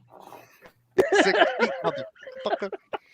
that's why I like fishing, because the length of a fishing rod is the ideal measuring, utensil. Where you're just like, oop, hang on, Hey, this is my finesse rod. You're a little too close. And if they get closer, you just poke them in the eye. Perfect. Or is that just me? Or as Roadkill Nick does, just throw a half-ounce jig at them and let them. Or as Roadkill Nick does, wait till they're loading their boat up in the parking lot and stock the freezer. Dude, speaking of freaking parking lot, Bobby, remember when we went fishing and that guy's like, "Oh, you guys are putting your boat in here? It's kind of shallow." Oh, that was crazy. That guy And was. I just said, "Fuck it, we're going." No, best story ever with Delirious. Same day, he and I are on his boat. He's a member of Small Boat Nation, and we had an awesome time out on this boat. We see this one guy on this sailboat on this lake in Central Mass, and he goes flying by us a click or two too fast than he should be for the amount of wind that we had. And we think nothing of it. We take note of we're like, wow, that guy's got a death wish. What the hell is that all about? We ignore it. We keep fishing. We're going along. No shit. We keep going along the bank as we're going. Dude capsized the entire sailboat. We offer to help. And we're like, with the trolling motors and everything, like, he's only so much help we're going to be. But we offered to help. And he's like, I got a buddy that lives on this lake. You guys I do this all the time. We're like, you think you freaking learn? Are you serious? Well, yeah, I mean, we look over and we're like, I'm like, Bobby, I think that guy's in the water. Bobby's like, what? Yeah. And you see the fucking thing just sitting like this, and the guy's like, oh, I'm trying to pull it in. And we're like, oh, he was climbing up on it, trying to counter the weight and pull it back down, and it was not working at all. No. And then we found your life so you're preserver. saying some guy with a mask on his face looking like D that he didn't want help from him? Yeah, what the fuck? I can't understand why he wouldn't accept the free help. Like, did you roll up? Did you say like, hey, I'm Bobby Roast Beef and this is Delirious. We want to help machete. Yeah. Well, pretty much. I think I said, do you need help because I'm going to kill you? And I think that's where it was crazy. But I think my I don't opening line remember. I'll swim from here. I think my opening line was something to the effect of, "Oh, I do a fishing podcast. Here's a few stickers. You want some help flipping your boat back over?" He's like, nope, enough douchebags today. Do you want to be drowned while you're out here? He was like, "Oh, you have a soothing voice." Aren't you the guy that everybody wants to marry because you're so cuddly? That's true. Very cuddly. I'm guessing that boater had the similar experience from John Favreau in PCU, where he heard one thing numerous times over, and D was probably like, "I want to keel over you, or I want to keel you." And the guy's like, "What? Hey, did you flip your keel? Did you flip your keel?" I don't know. I'm stretching on that one. Sorry. I love it. Oh, it was a good day. It was a fucking good day, though. Tell me where the Pampers is what I'm getting at. The water was low. We hit bottom, so I said, "Fuck it." I jumped out of the boat and started pushing it across. He jumps in the water and starts pushing along. I'm like, "What? Am I in Venice? Like, what the? What is this?" It is shallow. The guy told you it was shallow. Yeah, that's true. He did. But we did get in a good position where you knocked it out of the fucking park. Dude. I had and that was all thanks to data collected by Sean the Fisherman recommending we go to this one area, and I tell you, it was peanut butter jelly time because I was throwing that 3/8 ounce jig. I was throwing. Yeah, you know what I was throwing? This is what I was throwing. You were throwing down, Bobby Roast Beef. You were throwing down. I was throwing the old absolutely is what I was throwing. That's what I was throwing. Yeah, the absolutely with the stretching lines trailer and the old school stretching lines trailer, and it was it paid off. It was really good. That was probably the best Chronic Trips day I had ever had. We have somebody trying to jump on right now. Cody. Yes, on that. You know what? I had to go into a dark corner just to get fucking reception in my dumb. It's not Cody. There's somebody else. Let's go ahead and see if I can figure this out. Poor Cody. I see two white dots for eyes. He's outside at this point, and he's like, Devo's back. Oh, what happened? And I'm on top of the roof here. Cody, my reception. Cody's in the middle of climbing a cell tower in the dark to try cell towers. Can you hear me now? A place that's open so we can get some old bed. Yes, Cody. We got him. Hello, Cody. Get the highest point.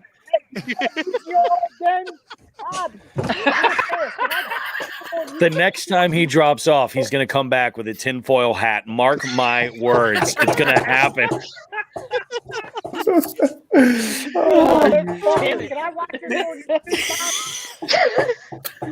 This is amazing. He's chasing a school of perch underwater right now.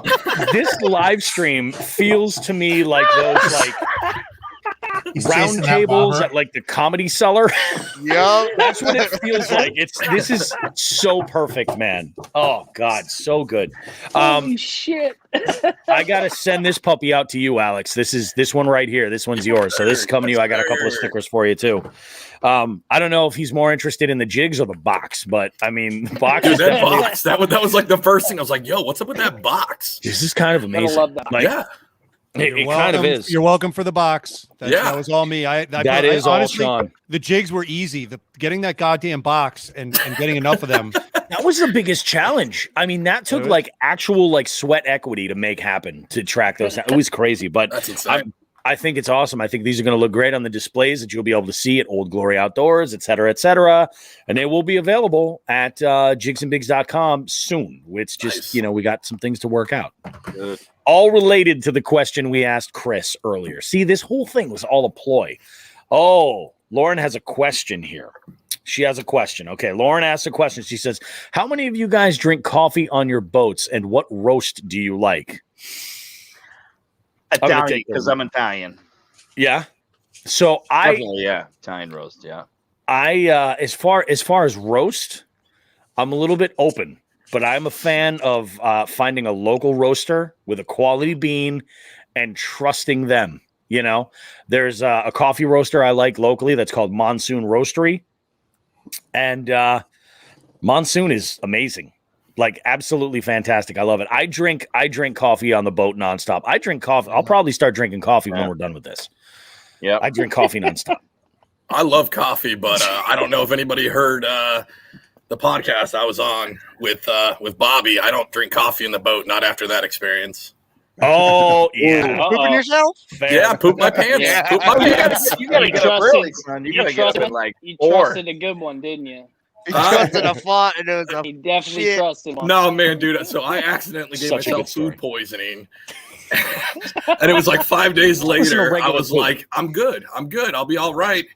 And I'm like 2 miles from the launch, and I have a pedal kayak, so I'm doing, the constipated motion moving. of moving those legs. And I'm telling you, my whole life, it was blowing like 10-mile-an-hour winds too. So I'm trying to get back, and I'd have to stop because of like crap cramps, and then it would push me back to where I started. And the worst part of it is I had to beach the kayak. I'm doing my business out in the bushes, and I don't know, with a birch tree. yeah, right. But I'm doing my business, and I hear laughing, and I look up, and there is a playground with children, like right there. I've got nothing but a pair of kayak shoes on, no pants, no nothing. Oh my God. This is why Sean won't let anyone fish at his lake. Yeah. Dude, it was the worst experience ever. I had to call my wife, say like, "Hey, I'm coming home. I don't have any clothes that aren't covered in poo. You need to leave the house so I can come in." That's all you don't want to have. Exactly. Don't talk to me for 2 days. It was. Oh yeah, I mean, that was probably the biggest mistake, because now she's like, "Hey, are you in another situation?" Devo was just shaking his head like, "Oh, what have I gotten myself into with these morons?" No, I don't feel so bad. So I was telling my buddy Rand Dizzle about this, and this makes me feel a lot better, because the poop my pants story that sticks out is I was like 11, 10, and we used to play like flashlight tag. So in Iowa, obviously, small town Iowa, everybody on the block. And I grew up in a small town of like 6,000 people. So right before dark, we'd all get ready and like, wear all black. You'd have a flashlight. You'd get ready and play flashlight tag. It was like hide and go seek / capture the hill with flashlights. You know, at 11 years old, dude, it's the coolest thing because your parents are like, yeah, you can stay up till 11. Like the whole block's playing. Right. Man, awesome. Well, we were getting ready, you know, just playing regular hide and go seek, you know, bull crap before. And dude, I had bubble guts. I was hiding and the stuff started bubbling. And I was like, oh man, this is bad. And you know, you're a kid, you're like, dude, I got to get home. Like, and I was like 3 houses away. So I start running and I'm just pooping myself. It's running down my leg. No. And I'm like, well, this isn't bad. And then I hear like 15 kids behind me are like, dude, it's Devin. Get him. Come on. It's 30 kids chasing me. And I'm running home with like poop dripping out my legs. Yeah, come with me. I got a screaming yellow shit. Yeah. And I come running inside. And luckily my mom, they're like, get him. You can't go inside. That's cheating. My mom's like, I'm like, Mom, I pooped myself. She's like, he's going to come inside for a little bit. He's got to do some chores. I'm like, oh my gosh. Thank God Mom covered for me. Yeah, I gotta make note of something real quick. Debo, I was gonna start asking you about painting lures a couple minutes ago, but we're well beyond that point. And I'd like to note that I did not start this pooping myself conversation. No, you didn't. No, this was not the first 5 minutes I was on, you started that. I think it's just a carryover. Well, no, I didn't bring any public poop. I've got plenty of public poop stories. I can go into, but I didn't start this one. I'm an open book. It happens to everyone. Right. That was the old George Carlin. I don't know, man. Your story, you were like 8. This happened 4 months ago. I'm 36. I'm 36 years old. And it happens, dude. I got shocked. I got shocked from a bad ground on a microphone. Oh, that'll do it. Overseas. Oh. Through the teeth, and I totally shit myself. Yeah. I was hot for about an hour, and I immediately dropped back and fell. That's insane. Shit, piss. It's like, well, that's cool. So this comment comes in at the perfect time. Roadkill Nick says he's had to use many socks while hunting, and many hunting pants have since been thrown away. We have a friend of the show. Someone who's in the circle of the Hookset Hoodlums family, who we had, it was actually during the recording of our Veterans Day special. If you guys remember that, you know, I know Bill and Sean were both there for that. We were recording the Veterans Day special, and this one individual arrived. Was it during a tournament? I think it was post-tournament, sockless. And it was immediately noticed by I think he had one sock on. OGO. Did he have one sock? I believe that would make more sense. Yeah, one. Wow, I would have gone. He didn't even try to be like, I was like this before. You know? He didn't even try. I think he announced it. Lauren jumps in and says, "No, I asked about coffee." Yeah, that's her fault.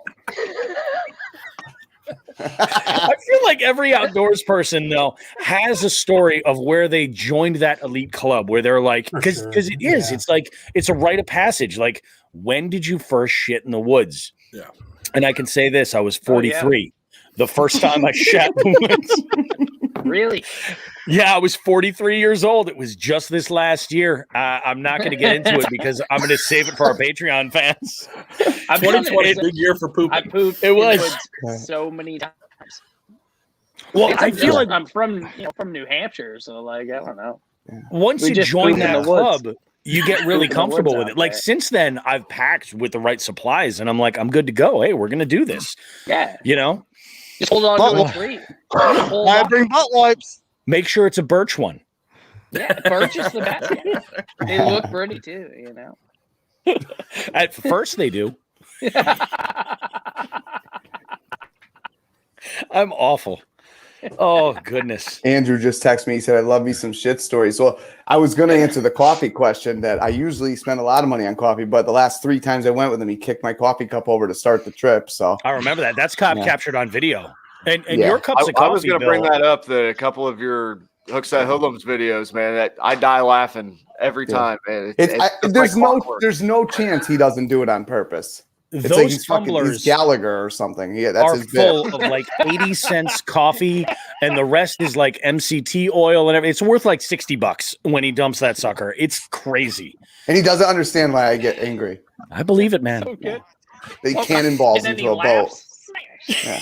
Yeah. He goes, okay, I'm sorry. It's still all over the place. I'm standing in it. This is a bit sacrilegious, but I only drink decaf. I don't know if you guys knew that. Oh, probably a good idea.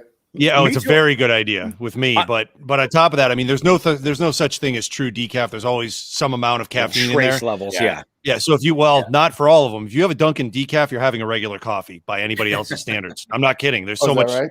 Yeah. So if they brewed it right, you would. But otherwise, you're drinking toasted water. Yeah. Oh yeah, piss water. If you're drinking Dunkin', you're not drinking coffee. Yeah, I know. I know. I drink. Thank you, Chris. I drink New England coffee brand, and that's pretty good. It's fine. It's decaf. It's good. I have a cup of that and I'm good. But I don't need more energy. It's too much. Roadkill Nick chimes in. Everybody was like, "You'd be writing novels every day." I do already. I don't need any more caffeine. When I first came out to the East Coast, everybody was like, "Dunkin's great. Dunkin's great." I had it. That stuff is garbage. Yeah, but it's my kid, come here. You gotta have fucking Dunkin', kid. Exactly. My favorite coffee. West Coast that showed up, and they're like, "It's the best thing ever." And I tried it. I'm like, "This is no, it's not garbage. It's not the best thing ever at all. It's just nostalgic, you know." I'll agree with you, Todd, because like 20 years ago, 30 years ago, Dunkin' coffee was wonderful, and since my palate has changed, I've gotten to really appreciate like quality beans. Even I rather like a lighter roast now because I want to taste the bean, not the roast. There's some things like Starbucks coffee, I like dark roast because I don't know that their beans are necessarily anything special. And Starbucks coffee, their drip coffee is straight up trash. I'll only drink their espresso. God, I sound like such a snotty bastard. Yeah. Bobby, you're missing Bobby, you are missing gold with Cody's comments over here. With what? My friend Cody's comments. Oh, Cody. Yeah. So Cody had a good one that popped in here. Going back a couple of steps to shitting in the woods. Cody says, I shit in the woods one day while hunting and unhooked my bibs, popped a squat and did a leaf wipe, pulled up my bibs, pulled bibs them up and had a hot shit all over my back. Lauren, I tried to get it back to coffee. I have no control. This is Bobby's deal. Nope. Thursday night hot poop talk. Cody, you're not listening wrong. to episode 1 of the shit show. Exactly. Where is Elise? I'm sending her a message. We got to get her. Definitely. For the Midwest, for folks that have spent any time in the Midwest, one of my favorite places, and any feedback on this, I actually like going to Caribou Coffee. If anybody's had a cup That's there, not terrible. Yeah, it's really good. I have their mugs. I love their or their tumblers. They tend to put a species of fish on their tumbler, and on the other side it's the state of Minnesota, and usually it says drink like a fish on there. So it's got multi-purpose there if anybody wants to order through Caribou. Bobby, get Caribou on the line. We need another sponsor. Absolutely. I'm pumping their products. I have a Caribou like 2 box for me. Oh, awesome. Oh, really? I'm a Casey's Dunkin' guy. I like Dunkin' coffee. I'm sorry. It's okay. It's all right. How Slaughtered by the masses here. Dunkin's I'm made in his Iowa. way out to Iowa. God damn it. Well, I like see, Dunkin' too. I Sometimes. honestly don't even give a shit when it comes to coffee these days. Dude, Casey's, if y'all have never had Casey's, it's like our local gas station stuff. Yep. Casey's coffee. worth it. I mean, Yeah. sorry. You say I think Cumberland Farms has good coffee. That's a Cumbies that's is a good gas too. station For the price, it's decent. And I'm a black coffee drinker. Like I don't add me anything too. to it. So for me, like See, that's the thing. If the coffee's really good, I'll drink it black. If it sucks, I just fucking add sugar and milk. Yeah. To it. I drink it black. That's like, yeah. Right? Load her up. Yeah. Oh, it's true. I do. Like Lauren jumps in. She says, Dunkin' coffee would be good if they actually put coffee in the coffee maker. Sometimes I think it's sawdust. As a mass. See, I drink their espresso. The espresso I think is good. Like the regular coffee is I could see pretty that. trash. But like the espresso, I don't know. I think it's pretty good. Maybe I'm just not, maybe I don't have a fine palate. No, I agree with you. Cody jumps in here with a really good comment. He says, a French press, which is super bougie, full of chock full of nuts, which balances it right out. and then he knows what's ending up on his back. It's true. It's true. And then I think that we have to consider what his bibs are experiencing. I wish he chock full of nuts. Bibs are Actually, chock full of nuts. Chock full of shit. Chock full of corn. He should be fucking in here. He can't. He's on his roof with an antenna. He's got a bunch of paper clips going together, and he's like, "I'm going to get on there one way." Yeah. You know, we're laughing. I saw the work here. he did. I love that he's still here. Oh yeah, he's no joke. Yeah. He's in it to win it. But I saw the work he put into that canoe that he's got for this season, and I don't doubt. Along. Yeah, that's been a big journey, I'm sure. But yeah, he's all rigged up and ready. I don't doubt he's going to have a cell tower on his roof after this conversation. Or he'll nest in a cell tower like a bald eagle. He'll just have a big pile of sticks. I think in like a week, I'm going to have him on the show. I'm going to record with him. He's going to be on the show. Oh, You're gonna have to go there, Bobby. You're right.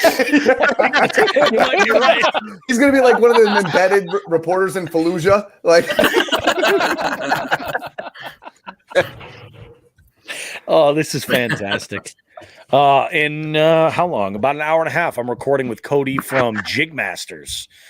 Jigmasters. Oh, actually, we're giving away a box from Dark Horse Tackle that is all exclusively Jigmaster stuff this month. So we got a couple of jigs in here. We've got this this cool like micro spinnerbait that was I guess inspired by a fishing YouTuber known as the Gladiator. It's good stuff. Gladiator. The Gladiator. Are you not impressed? That was my Gladiator impression. I've got to go in 2 minutes, so I'm allowed that horrible impression. It's good, though, man. I thought it was the I real gotta catch the Gladiator. end of the Hawks game. I'm basically Russell Crowe, if you couldn't tell. Yeah, I thought it was Russell Crowe. Yeah. Bobby's got some pull. People often get confused. I love it. Russell I love Crowe it, man. catches dinks. Yeah. Oh yeah. Only things. Just don't play hide and seek with him. Yeah, exactly. My hide and seek game is the well. You know what I mean. You're making fun of me, Stubby. Are you gonna put up for this? I know. Listen, at I love you. At least you catch bass. I've gotten nothing but crappie for months now. Like that's. I'll tell Like, you what, though. I gotta like reiterate to people, like, no, I bass fish. I swear, it's not just bluegill and Crappie fishing's crappie. so fun anyway.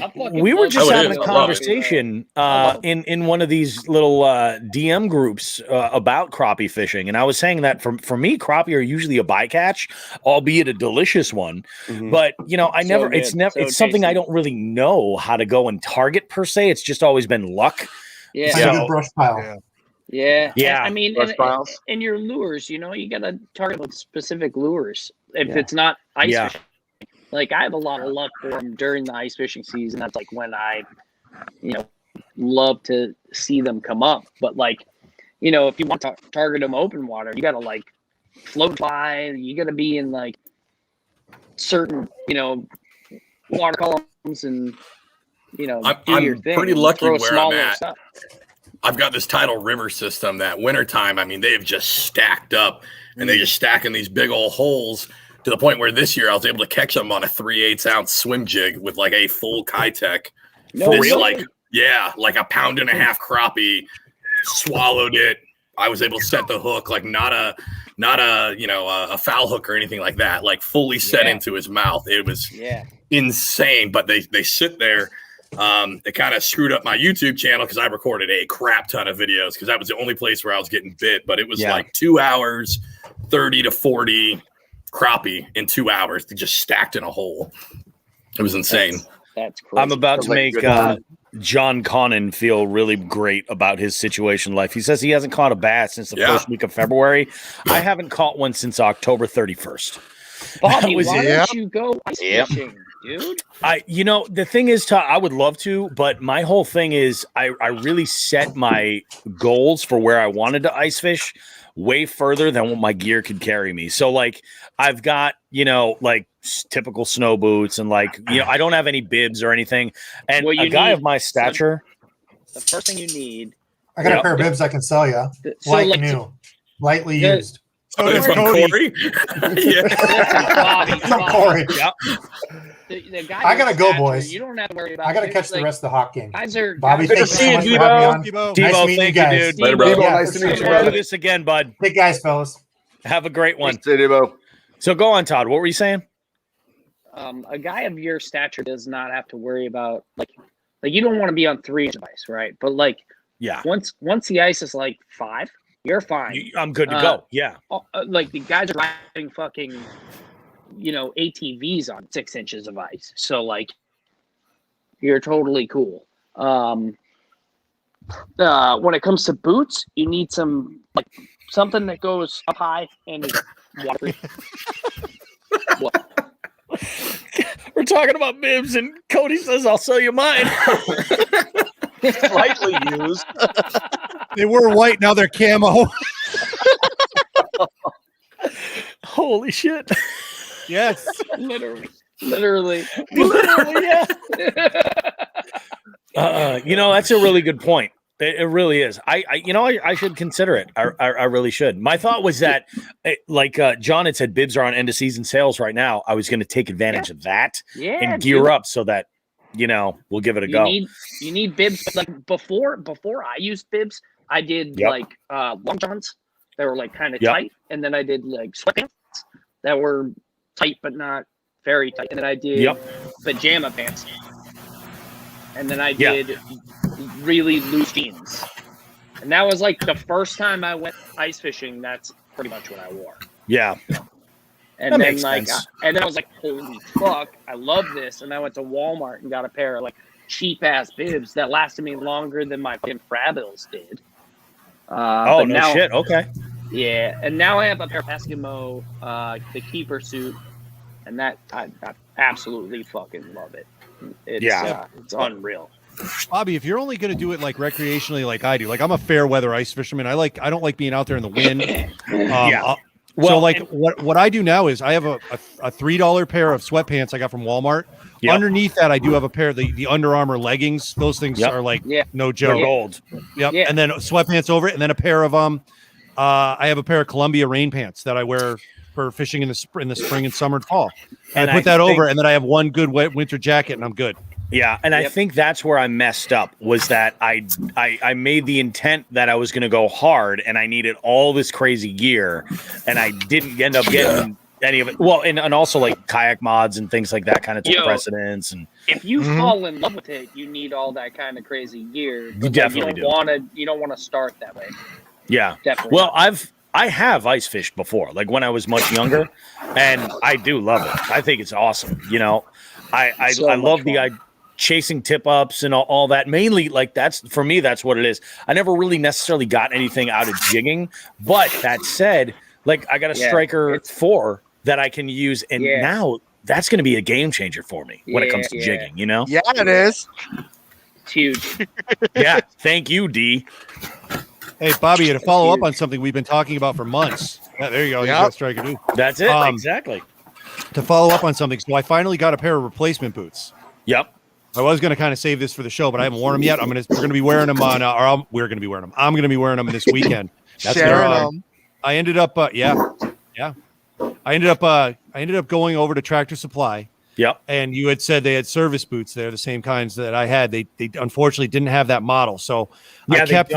Yeah, I kept the inner socks that I think were honestly the most important part of it because they're so warm. Oh yeah. But those are going to be used for something else because the pair I picked up was a pair of, God, I forget the brand, but they're not the brand muck boots, but they're similar. It's close, yeah. So they're neoprene lined. I should be fine with that. No, so we'll find out. Yeah, we'll find out how that goes. But I use those, in cold water in the kayak for both. Now I'll have them up halfway up my freaking shins, and I'll be able to go a little bit shallower getting into the pedal kayak. Yep. And we'll see what happens. But they they felt good. You make a really good point there because, like, you're talking about having the neoprene insert. Then if you run into the problem that you had with the initial service boots you had that had the cracks on the bottom that would allow water through, well, now you got a sock that's neoprene. You don't have to worry about that. No, it's neoprene lined. It's not a sock. Oh, okay. It's lined. It's part of the boot. It's on the inside part of the boot. Like I have a pair of neoprene socks that are lined like that I actually wear sometimes when I don't want to wear a cold weather boot. I just want to wear like a work boot. I'll wear those neoprene lined socks and then put the boot over them. And those are just regular old pair of socks. I think I picked mine up at Academy Sports and they were under $20.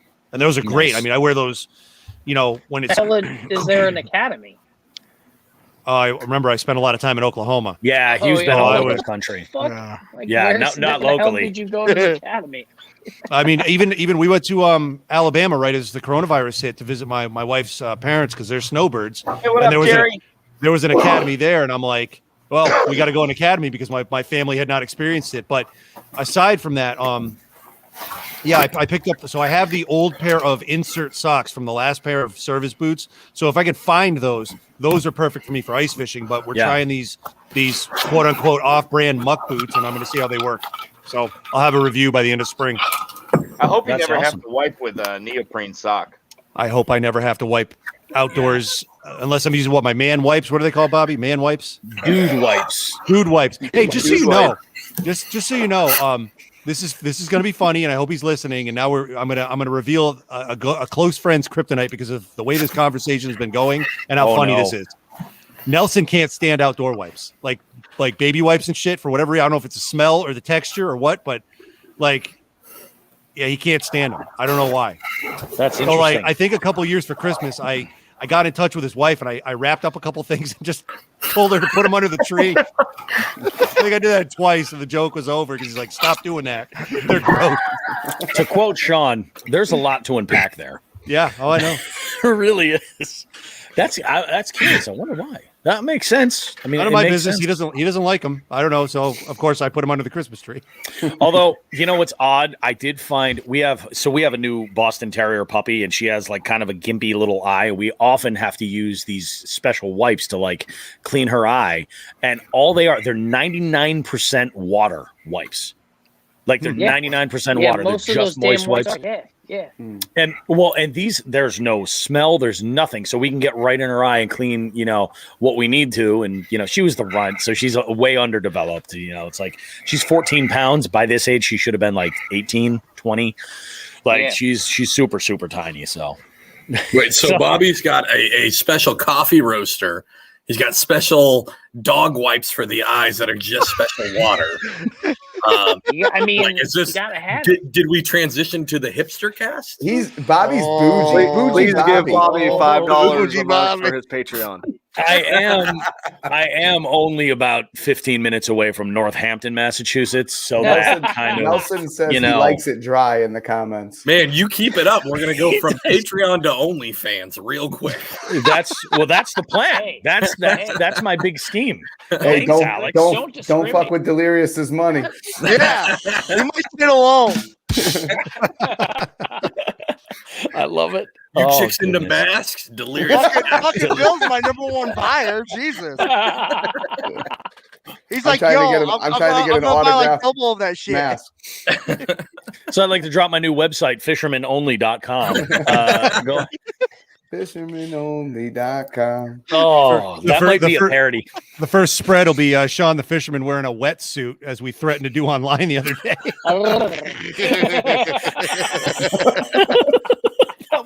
That was the best line ever. Oh, I don't know if I'll be able to get this on my story anymore. Probably not. I'll bet you it's gone. Damn it. Oh, that picture, Sean, that retort that you had for Rachel is sporting the Jigs and Bigs t-shirt, modeling that one. Amazing. Are you talking about aisle 9? It was unbelievable. Aisle 9. And the funny thing was like, I said to my wife, I go, I need to mock this picture. She goes, why? I go, just can you take a picture? She goes, she's made a face and she goes, yeah. And then that turned into like a 20-minute photo shoot because we couldn't get the light right. And I'm like, all right, let's try upstairs. So my wife was pretty disgusted with me when it was all said and done, but it was really, really funny. Good. I was laughing the whole time I was doing it. I'm like, this is going to be great. So it was great. Shout out to Rachel. She's great. We're having a little fun with the back and forth, and we're trying to keep it as G or PG rated as possible. But I mean, I'm threatening the wetsuit. I don't want to go there. It's good stuff. Poor angler duo got dragged into it. I don't know how he got pulled in. I don't know. Cody's comment about me being a hipster. Do I smoke a pipe and carry around an old typewriter?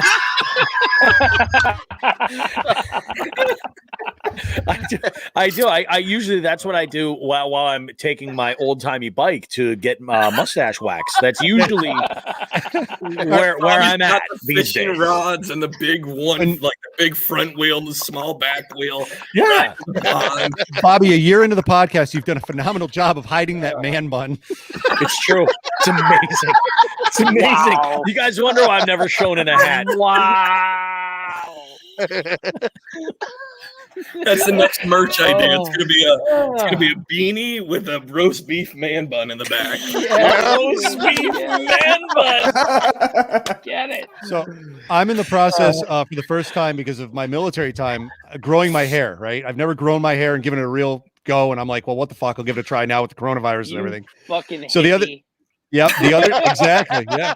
The other day, I come downstairs and I'd been doing laundry and shit. I'm just laughing because I found two of my wife's hair ties and I put these pigtails in like this. And I go downstairs and I start talking to my wife about like finance or something. She lifts her head up and I'm just like, yeah, so we got to, take care of this bill and do this and that. And she just looks at me and shakes her head with the utmost disgust and goes, why? Sean, Jerry chimes in. Sean, I got like a year and a half left till I'm out, and I cannot wait. Well, I've been out for 8 years, and I can't grow my hair. I just can't get over it. I always cut it. But you got a beard. But you got a beard though. It's always the hair or the beard. It beard. does bother me a little bit. Yeah, but you got the beard. Like I want them both. She's already fully prepared. I'm gonna look fully homeless. Just hair all the way down, beard all the way out. I'm gonna get super fat. I cannot wait to get out so I can just fully indulge. So what Swamp Rat's saying is basically he's going to the Bobby Roast Beef School of Handsome Boy Modeling. That's the idea. Yeah. I mean, with the duck quesadillas, he's gonna get the man bun. Trees, man bun. The Bobby bun available at hooksthathoodlums.com next week. Jerry jumps in and gives what I think the best review is of this show. I tune in to hear fishing talk, and you guys are talking about different options to wipe your ass in the outdoors. Hey, Jerry, you and I talk about that all the time anyway. So it's true.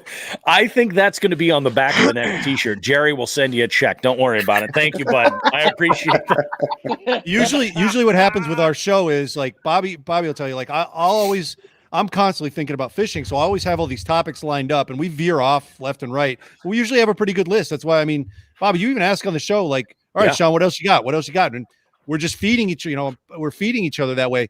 This was spur of the moment. We don't have anything, and any notes I have, I'm saving for planned at all. Yeah, no, this is shit in the woods. This is great. Berkshire Brett jumps in and he goes, next tournament, Bobby has to shave his beard into a Fu Manchu if he loses. Sounds like another challenge. Doesn't Brett grow his facial hair every now and again? Bobby, don't do it again. Yeah, you know what happened last time I did Bobby that. was First when off, Britney I looked Spears like shaved every her head. villain in a Western ever. And on top of that, after I did that, I couldn't catch a fish for like 30 days until like I had enough beard back where I had the mojo. So it wasn't the shaving, it was what you left. I'm telling you that. You don't want to believe it. You cannot go fishing with a soul patch. Mario. You know, you can't. Britney Spears hasn't had a hit since she shaved her head, Bobby. Don't do it. I know. That's what I'm saying. Oh, Britney. Just kidding. Free Britney. This is wait. Bobby hasn't had a hit yet, though. What's that? I said Bobby hasn't had a hit yet, though. This so. show is Bobby's a hit. True. Give some credit. Although my show with Rachel Walker's doing really well. Is it? Aisle 9's doing well? That's the number. Her show is the #1 most listened to show right now. That's crazy. It was a good show. Don't say that on air. Now our head's gonna get heated. Yeah, I know. I had to though. Sorry, Rachel. Rachel, you didn't play Slayer at the end of that episode. Like, what's up? It's true. Well, we couldn't do a show. That was so great. I'm listening and all of a sudden. I got your comment, Chris, and I was like, I'm so glad somebody appreciated that because there's no way Sean could get a brand new native Slayer for this year's tournament season, and I don't end the show in Rain and Blood. Like, I didn't even mention it to him, and I called him. I was like, did you not get to the end of the show yet? It's Thursday. What the hell? And he's like, oh no, I heard it. It's pretty good. Oh, I got a terrible picture of Sean only listens until his intro is over. His intro cut. He's like, I don't care about the interview. He's done after that. Hey, Sean, those native boats, they have that what is it? The rudder is kind of like recessed down on those boats, right? Yep. The rudder is attached on the back. It's not a drop down rudder, like an external one where if you have, like an issue. So that's why like the partnership with Three Bells is going to work. Like, honestly, they'll tell you, I went down there and I said, look, I think the Slayer is the way to go. However, I have a lot of misgivings about this rudder because I fished with a guy a few years ago in a one-on-one tournament, and he had a Titan and that rudder had been smashed. And I was like, oh, that's, I don't use a trailer. So getting it in and out of the boat is going to be, my danger zone. So I'm coming up with ways to work that out.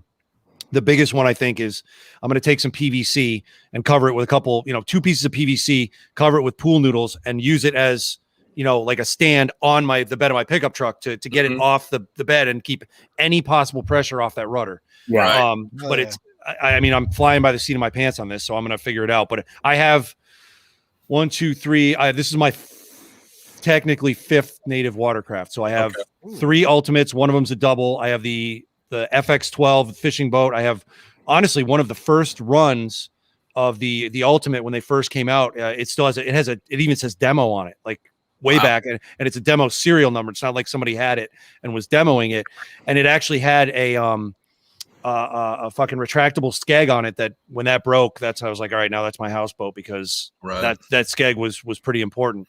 And my wife has what is it? It's one of Native sub companies.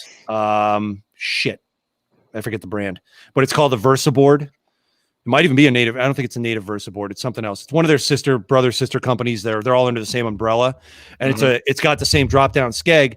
But the neat thing about that paddleboard is, yep. See, Lauren at Three Bells says they're going to break out the Gorilla Glue. They know. Yeah. But the paddleboard my wife has, I said, look, get that, and you can use it for paddling. But there was a seat that drops into it, so I can use it for fishing if I want. Right. So it's kind of a neat hybrid between a stand-up paddleboard and a sit on top kayak. But I have not used the seat. I've actually taken that out on my pond a few times, both for exercise and then like I'll bring just a jig rod with me just to screw around and get my balance on there. The thing I don't like about it is there's a place where you can sit and it's kind of like U-shaped for your ass cheeks, and that's where this like where you stand. And I found that it hurts my joints standing on that thing because it's soft. You know what I mean? Like it's kind of weird. You would think that it wouldn't be that bad or it would be cushioning, but the exact opposite is true. One last thing I wanted to crowbar in on this paddleboard that when we were talking about Todd, the lure you showed from your buddy, and then the rat talk, like I am a believer. I'm going to be pushing that stupid spider lure at any weedy opportunity I get because when I come in at night from night fishing, if you've got docks around, if you have your light on, you can see fisher spiders up here and they get to the side, like exactly that size. And you can see their eye shine. That's how big they are. Yeah. Like on my dock. What? Yeah. But do you think that spider lure, you're talking about that lunker hunt spider, right? The only thing with that is the difference between that and a frog. Well, yeah, but when you use a frog, let me ask you a question. It's the shape. No, that one's almost identical. But when you use a frog lure, right? Any floating hollow body frog lure, you're not impersonating a frog. You're impersonating a bluegill or something. That's why there's so many fish colors in those things. Sure. Yeah. So they're just going after that because it looks wounded. Right. So like that spider's identical. Like I'm going to be pushing that hard on myself to really think the rats is looking up going, yeah, that's a spider, or they're not looking up at commotion. but it looks exactly like their prey. Do you think they're looking down at any sort of trailer and saying, wow, that's a crawdad? No, I don't. I think they're looking at action. So which is why the crawler's going to be good because it makes a bat. So have you seen? You guys ever down on the top of the water, and that's why the rat's good because it's the rat is good in the springtime and in the fall because the fucking bass see that as a warm meal. That's huge for them. Well, one, when we say rat, I take a huge offense to that. I don't want to be swallowed up. Hey man, the spider though. It's year of the rat. If you've ever seen the way those fisher spiders, if you ever seen the way fisher spiders move on the water, and then the action that it produces when you throw that lure, because I threw it around a little bit last year, it's identical. They flop. It's just really hard. You got to have the right you got to throw the right rod and reel because it's so fucking light. I'm throwing it on my frog rod. I haven't had a problem. 50-pound braid. And I'm whipping it around. I have zero problems. Yeah, see, that's where I had an issue. What's that? You're on the spider on that? What are you using for a reel? You guys later. Good talk. Later. Good stuff, later, man. Guys. Later. Right now, I just ordered a new one from Old Glory, but I'm using a Lose MB Tournament Pro, and it's 7. I think it's 7.4 or 7.5 to 1 with 50-pound braid. I tried a new braid this year. What the fuck was it?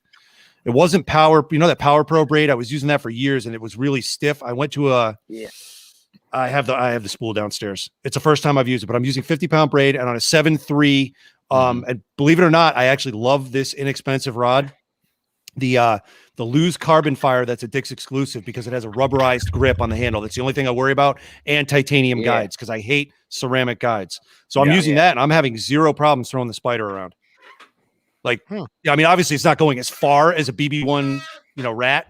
Or BBZ, whatever, the BBZ rat. I have one of those too, but I can cut that off, put it right on. It's definitely, the legs for the spider, are they like jointed? So is it like rubber? It's rubber. It's literally like a hollow body frog, but it's the shape of a spider. So I just, they're everywhere, those spiders. I see them everywhere, and I know the bass are eating them because bass don't give a shit. They got rocked. The day that I was throwing it was getting blown up on. They were all small fish, but it was getting rocked. And like, a big fish is gonna. What I want like one that's like 3 times fucking size, because like the thing of that spider is the legs are so collapsible. So like, if it was bigger, the legs are still collapsible, and they would just engulf that fucking thing. They would kill it. But I feel like from their profile, looking up, so. That lunker hunt is easily, I mean, how much is that? Like $10, right? No, I'm not paying that. I find them in discount bins all over. Right. But I mean, like manufactured at $10, right? But you could do a Pad Crasher Junior, which is going to have that same profile. There it is. Right. There's a spider. Right. But I mean that like those legs aren't those legs aren't offering a ton of action, right? But no, the profile is almost the same. That's I mean, I didn't see a lot. Yeah. I use. Oh, go ahead, Todd. No, I thought I saw like good action from those legs, but I was twitching it really quick, across the wall, like really fast. Yeah, moving my rod tip, and so it like created this like weird extra action. Yeah, so I carry wave than like a normal frog would make. Gotcha. Yeah, Alex, I use Pad Crashers pretty exclusively. I don't buy a lot of other frogs. I've just had so much luck with them over the years. But with that spider, it's completely different action. Like you can make that thing flop like a spider would, where a Pad Crasher, even the popping one, they are frogs and they're like streamlined. They're hydrodynamic to a point, right? The spider is not. You can make that thing flop like. That's what I was getting at with the paddleboard. With my wife having that paddleboard, I left my boats down by my dock one year to try it out, and they ended up getting a big algae buildup on the bottom, that was the last time I did that. But I was out walking on the dock, and what came up around the side of that paddleboard was, a fisher spider, a dock spider, the same size as those lures, and it had a full-size dragonfly it was killing, right? Gotcha. So I'm looking at that going, well, you know what? My wife's going to get on this paddleboard, and if that spider's on there, she's going to be pissed. Now, I'm not someone to wantonly kill anything. I had to take a paddle to it. I'm like, dude, I'm sorry. You jumped out at the wrong time and the wrong paddleboard. And I smashed it and threw it in the water and said, enough's enough. And the bluegills ate it. So, but yeah, they're out there. So I like, that intrigues me of all the things like, and with the rats, Todd too, Todd's yelling. With the rats, Todd too. Was putting his head in the cat poo. Perfect for this show. Perfect for the show. Bring them on. Bring them in. We got a few bucks. Yeah, with those rats, Todd. What I found too is particular lakes. Like I told this story on the show. There's one lake I have that it doesn't matter the time of year. If you cut open a bass you catch, there's a good chance there's going to be a mouse digesting in it. It's a really timber heavy lake that's in Massachusetts, and it's just so weird. Like I had said this story that, and this was going right with your cold water thing. I had taken 5 fish. They were small, 14, 15 inches tops. There was 5 of them. I brought them home because I wanted to make some fish. And I left them in the cooler. Now, it is like it was December. I threw some snow or whatever was on the ground in there. I had ice, whatever, brought it home. So they were cooled or chilled the whole time. The next day I open up the fridge and it smells like Well, it smells like Cody's freaking suspenders. Oh God. So I'm like, what the fuck is that? And it wasn't fish. So I'm like, why? That's not fish. What's going on here? And I got to the bottom of it. The fifth one I cut open. I always check their stomachs to see what they're eating. It always helps me out if I keep fish. And I looked at it and I'm like, did this thing swallow a salamander? And I'm like, why are there salamanders, like tiger salamanders, out in December? Because it was a couple days before Christmas. There was hair. It was a mouse. So there, since then I've probably cut open 5 of them and found mice in them throughout the year.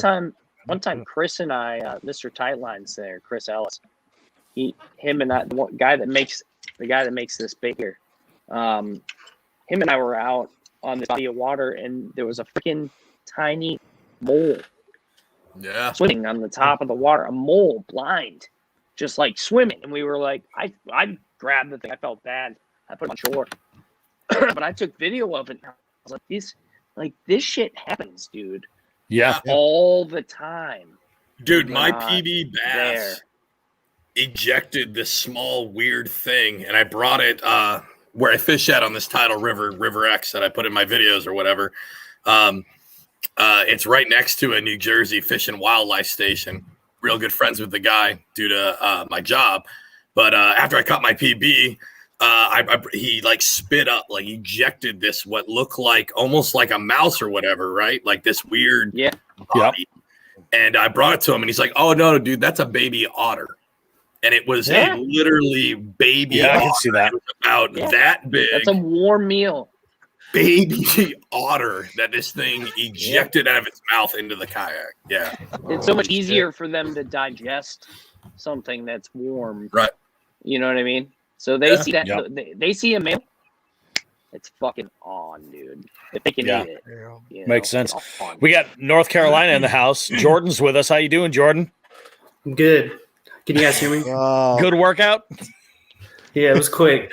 Good. I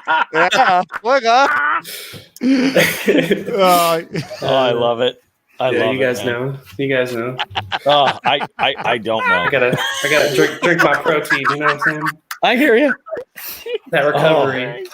I got it, man. Recovery. I mean, when you when you get rid of the protein, you gotta take it back in. Yeah. So we're surprised you're not smoking. There was a lot of jokes made when you said you were working out. Sorry, Jordan. We are juvenile. Okay. We are terrible. It's okay. I don't smoke though, so there you go. Yeah. I try to stay healthy. Man. You know, Brett jumps in. Berkshire Brett jumps in here and he says, you got to watch how fast one of those spiders actually runs across the water. They're fast. I think, like Grubb said, it is the best approach. Fast twitch and a steady retrieve. I was just like, pop, pop, pop, pop, pop, pop. And maybe that's why I didn't see the crazy results with it, because I was fishing that spider like a traditional frog. Yeah. You know what I mean? Like shoving that thing along, pop, pop, pop, waiting for the holes kind of deal. So Right. I don't remember who said it. Like, I don't know if I saw it on YouTube or like, what the hell it was. But like, back when I first started fishing, somebody explained like lure fishing to me is like, you know, you need to like think like you are the lure. You know what I mean? You are be the bait, be the prey. You know what I mean? So like when you're using that spider, you gotta think like, what the fuck would a spider do? Like spiders are fucking like they're all jacked up. You know what I mean? Like, just be Spider-Man. Spiders have cocaine problems? Yeah. They're jacked. Yeah. So you got to be jacked up. Like things like when you got to be slow, you got to be slow. I mean, that's just like it. Like you got to match what's going on down there or up there, you know? Yeah, I think that's true. I mean, it's definitely true. On that. They can. You look at like swim baits, you know, you can't swim a swim bait in some like, you know, completely ridiculous action necessarily. The whole idea with a lot of those, like the huge baits, like the big glide baits, like the 9-inchers, you got to make them look as natural as possible because they're made for clear water, you know? Yeah. And when you get that follow, you got to stop and twitch and make it like turn and. Yep. You know what it's an art form. What I'm waiting to see is, speaking of all this large mammal eating from bass, I have not seen a bass or a fish try to take down a squirrel going across the water. Have you guys seen squirrels going across the water? Yeah. Oh, yeah. I see that. I see that. I've all never the seen time, it. yeah. I guarantee. Yeah. Yeah, I know. I know. I just haven't seen it. You know? Right. Yeah, I haven't no, I even totally tried to haven't. That's why. But I see that a A lot. couple years ago in New England, the first year I was throwing the rat, it was one of those years where there was fucking Whoa. Easy on the rat. squirrels. There were squirrels everywhere. They were everywhere, dude. Like they were like literally on like there were so many videos out there were on like the New Hampshire fucking news. They were like swimming across all these bodies of water, and I had so much luck on the rat that year. It's insane. Have you guys seen that beaver one? I think it's lunker hunting. Yes, I saw that. Yeah, I haven't seen that yet. There's a couple. I don't know There's about one beaver guys, bait. but we got no beavers that are that small. No. Like, we've I got fucking big old. hate, dude. I hate They're beavers around. so much. Oh, I love them. I think they're great, dude. I went out fishing with a buddy of mine, and he was so scared of them.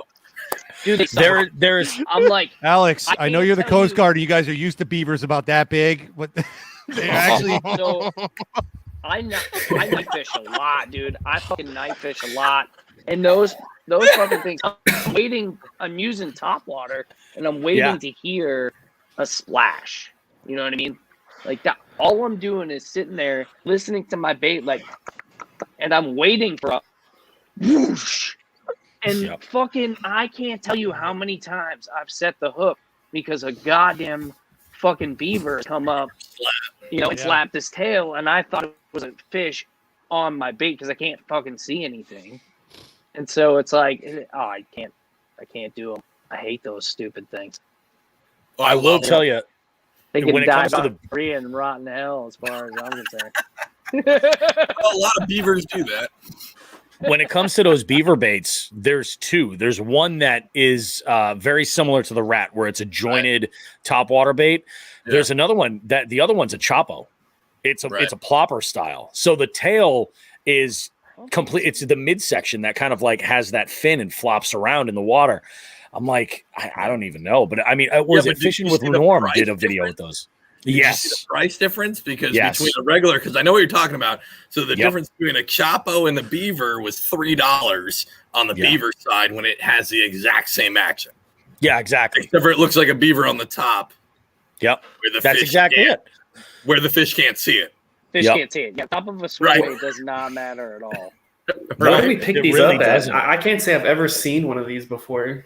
Tackle Warehouse. Just look up. I mean, there's a really good video. Dumb lures. It's literally right there. Really? Jordan, I sent Bobby a picture a couple weeks ago when I came across them from one Richard's Sporting Goods. So you can try there. Okay. They had some on it. They had some on an end cap. See, I live in the mountains, and we have like no good stores around here. We have one Walmart. I don't even have a Target, dude. Like, it's rough out here, man. Wait, like, hold on. I don't have fishing lures at my Target either. Well, I'm just saying, dude. Like, I'm used to having more around where I'm originally from, so I don't have like any stores. Yeah, Jordan, I'm sorry. We all erupted in laughter because Cody just gave us some redneck shit right there. Could you bring that back up? I will. I'm going to throw this up here. Sorry, Jordan. Cody killed you right there. Because Bobby, can you read that? Cody says, "I hate beavers. Fuck a beaver. I've been bitten twice by them. Fucking ignorant rodents. I kill them wholesale every chance I get." I feel like they need to rewind back. I'm originally from Canada. I find that offensive. Just so you know, that's like Cody is our official national beaver treasure. Oh my god, he's our beaver hunter. Yeah, he is. I remember that. That was on a left fucking field. Jordan, you got killed on that, man. I'm sorry, but it's all good. Sometimes comedy gold pops up, and sometimes Cody provides. You got to roll with it. You got to roll with it. Cody provides. I can't tell if he's talking about a real beaver or if he's talking about an ex-wife. Either way, I think it's an enjoyable story. That's all I'm going to say. Keep in mind, he's sending all these messages from a cell phone on top of a tower with shit running down his back. Oh my god! Listen, put that man on the podcast. A new segment on the podcast. Holy sweet baby Jesus! New question for every guest. Share your story about the first time you crossed over to the elite club of outdoorsmen. Cody, if you're listening, like seriously, like the Sean the Fisherman stories have wound up. Like I've told all my adventures. It sounds like we're opening a new chapter here of fucking Tales from Maryland. Please stop telling us this shit. We'll use it for the show. Oh God, I have never like beavers. Real? I mean, have you guys ever been like? I know that they're aggressive, but I also know that beavers are vegetarian. So I'm like, it makes me wonder. What was going on? Cody did another one. Cody got us. He got you this. Cody's on another level, man. Cody's the best. Level. I love Cody. I'm crying, dude. Like, wait until he's been bit by a beaver more than once. It's one thing to say that you've had that experience one time in your life, but to go back and say nope, it was twice. Not the odds. I mean, that's just that's like winning the lottery right there. It really is. I can't. Oh, it's gold, man. I have a whole Bobby. I have a whole thing of artwork just ready for this. Don't you and I are going to talk after this. I don't want to spoil it. So much beaver artwork. Oh my God! I have something funny. Good stuff. Bobby, you were at fucking 12 gauge. What's that? About how they're vegetarians, right? The beavers. Yeah. Sad story. Sad story. God. Oh no. So my grandfather lives in Alaska, and he had this this Labrador, this yellow lab, and we're out fishing. We're doing our thing, and the lab got too close to a beaver den, and that fucker came out and chomped his leg off. Like, are you serious? Yeah, dude, snapped his leg. Like that's the thing. I know they're crazy aggressive. They're crazy super aggressive territorial. when you get around. Yeah, they're areas. So snapped his leg off, and then bad parenting on my grandfather. He snatched up the dog, grabbed it, got in his truck, said, "Hey, house is 15 miles that way. I've got to run him to the vet, which is in Fairbanks." My grandfather lived about 7 hours out of Fairbanks and left me. I was 14, and I had to walk back home. Oh my God! It was solid work by Grandpa, but yeah, no, those things are vicious. They will. Fuck beavers. Yeah. Well, I mean, they're okay sometimes. Sweetie, I'm talking about you. we often, well, I you know, if I see a beaver hut, I'm like, we're throwing baits around that. In fact, I've actually had killer results with the rat. Yeah, they do. They definitely do. Yeah. There's a lot of room on beaver huts for bait fish to hide. You know what I mean? Like there's so much structure that they create. And then like in places that are shallow, if they're in a shallow place, like they create like tunnels all over the fucking place, and that becomes a highway for fish. It definitely does. And then in river systems that I fish in, they're going to create that ebb. So largemouth don't like to sit in that heavy current, right? So they're going to create that ebb. So you're going to like try to kick around the sides of it because those fat girls will sit right there. You know what? That's a really good point. There's a spot where there's an oxbow where I know that there are some super significant amounts of beaver huts that are along this one bank, and I've caught some good fish over there, and I've got other friends who have caught just absolute donkeys from this one spot. It's that little current break. They like to sit in that seam. Definitely. Cody's just built. Cody is just built different. A beaver can bite a dog's leg off, but can't do shit to Cody. Bobby, while you were talking, you missed out on a gem from Cody about getting 20 shots in his ass. I'm throwing this sucker. This one here I missed. What is this? I wasn't even near water the second time. I walked out of a shower because of a church camp, and there was a rabid beaver hiding in the corner, and that fucker bit me. A rabid beaver? How do you not have a segment with Cody every week? We are now. So it sounds like they're hunting him. Beaver Tales. I'm recording with Cody Sunday or Monday. I'm recording with him very soon, but it's quite possible we're going to have him send a CDR of his. It was at a church camp, though. I got that. Come on, don't ignore that fact. Cody was at a church camp. Cody and I have had some interesting conversations. Like, what the fuck? Dude, we need to hand the reins to story time for Cody. I really I think so. I think he's got some that might gold. end up being a Let him thing. go. Story time for. Do we all pitch You to could buy get him like a 5 self-deception episodes. tower? I think that's gonna You happen. could literally get 5 episodes and just letting Cody talk. You know the disclaimer I'll have to put on the beginning of that Yeah. segment, Yeah. please don't sue us. swear it. Please don't sue us. Please don't sue us, and please don't sue us. I Thank you. swear Here's your new jingle. It's about beavers. I swear do this it's one. about beavers. If every one of his stories is about beavers, we'll have to give him a good nickname like the Dude Beav or something like that. Dude, be. And then, Dude. Yep. Yeah. Yeah, they're They right. And do. you know, Hit it with the one of the nut. things I like Cody about wants those responses. We want more beaver stories. yeah, one of the things I like about beaver dams is that in front of them usually they have that almost every beaver dam that's on a bank. That's their their entrance to the dam is so they seem a lot of beavers seem to make the water a little deeper by clearing a path. So there's always a nice little drop, and then you've got wood and usually weeds right around it up here with all the weedy stuff. So you've got a nice little pocket to throw anything sinking in. That's one of the things I look for with beaver dams. Yep. Yeah. I just And I have to watch out for Cody in a canoe with a fucking 12 gauge apparently. Praise the Lord. I had to throw that out for Cody. Bobby, you're waking up early and going ice fishing with Becca and I tomorrow, right? Tomorrow? Oh, that'll be interesting. That'll be Super early. Where are you guys going? Like Nashua. what state? Nashua? All right.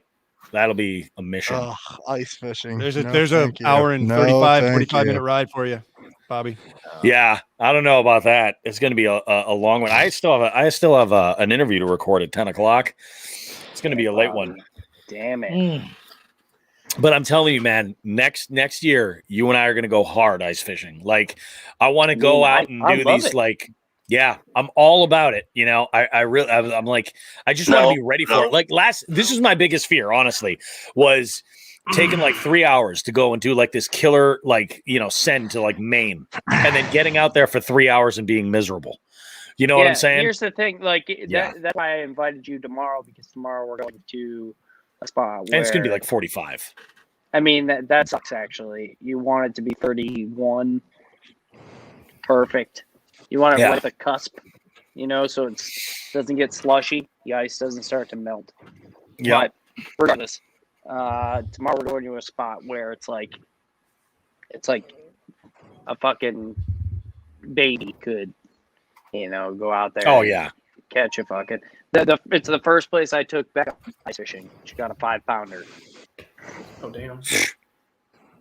Through the ice, that's pretty damn good. Like you at the spot we're going, and it's like this big too.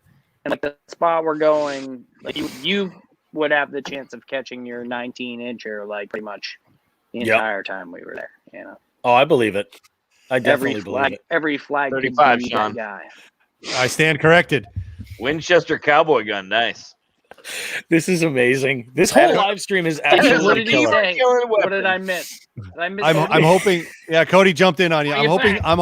I am now picturing Cody stalking beaver at night in a pair of cowboy boots with that gun and a hat, like a Daniel Boone coon hat or something like that. Nothing else on. So many different directions could be going with that. So many. I wonder if he smokes it like a corn cob pipe.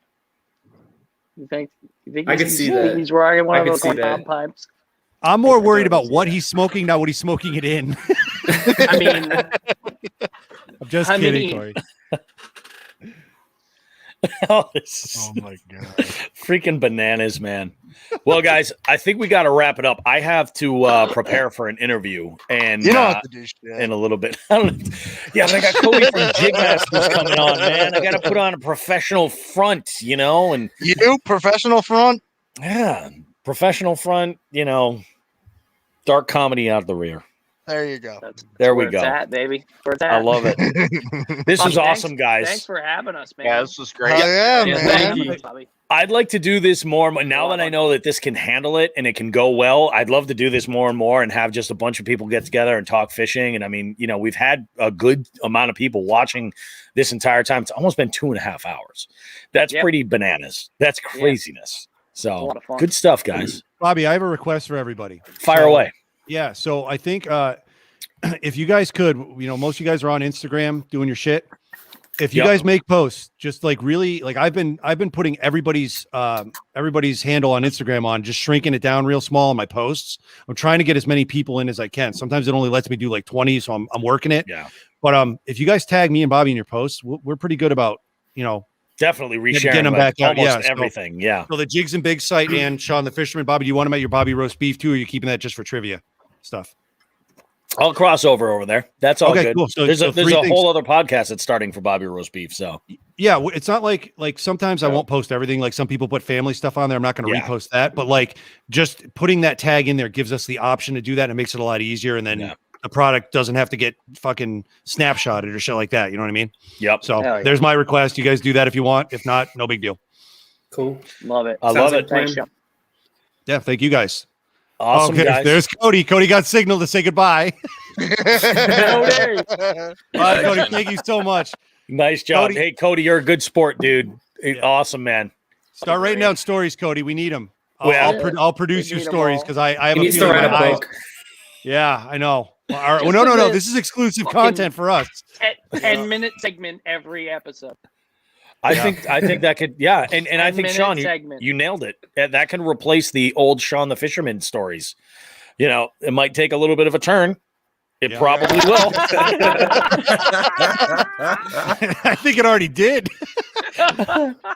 Roadkill Nick just got signal back too, but it's all good. So this whole endeavor is going to stay on our YouTube channel, like all of our other stuff. Definitely appreciate you guys. You're amazing. Thanks for making it work. Roadkill Nick, thank you, man. I appreciate you. I really do. And then we got a brand new episode coming with Matt Thayer from Klondike Custom Baits that's going to drop on Tuesday. We have a little retrospective about an ice fishing derby that had happened. That's going to be coming up in the next episode. All kinds of great stuff. Alex, I got your jig kit right here, and I'm going to send this sucker out for you.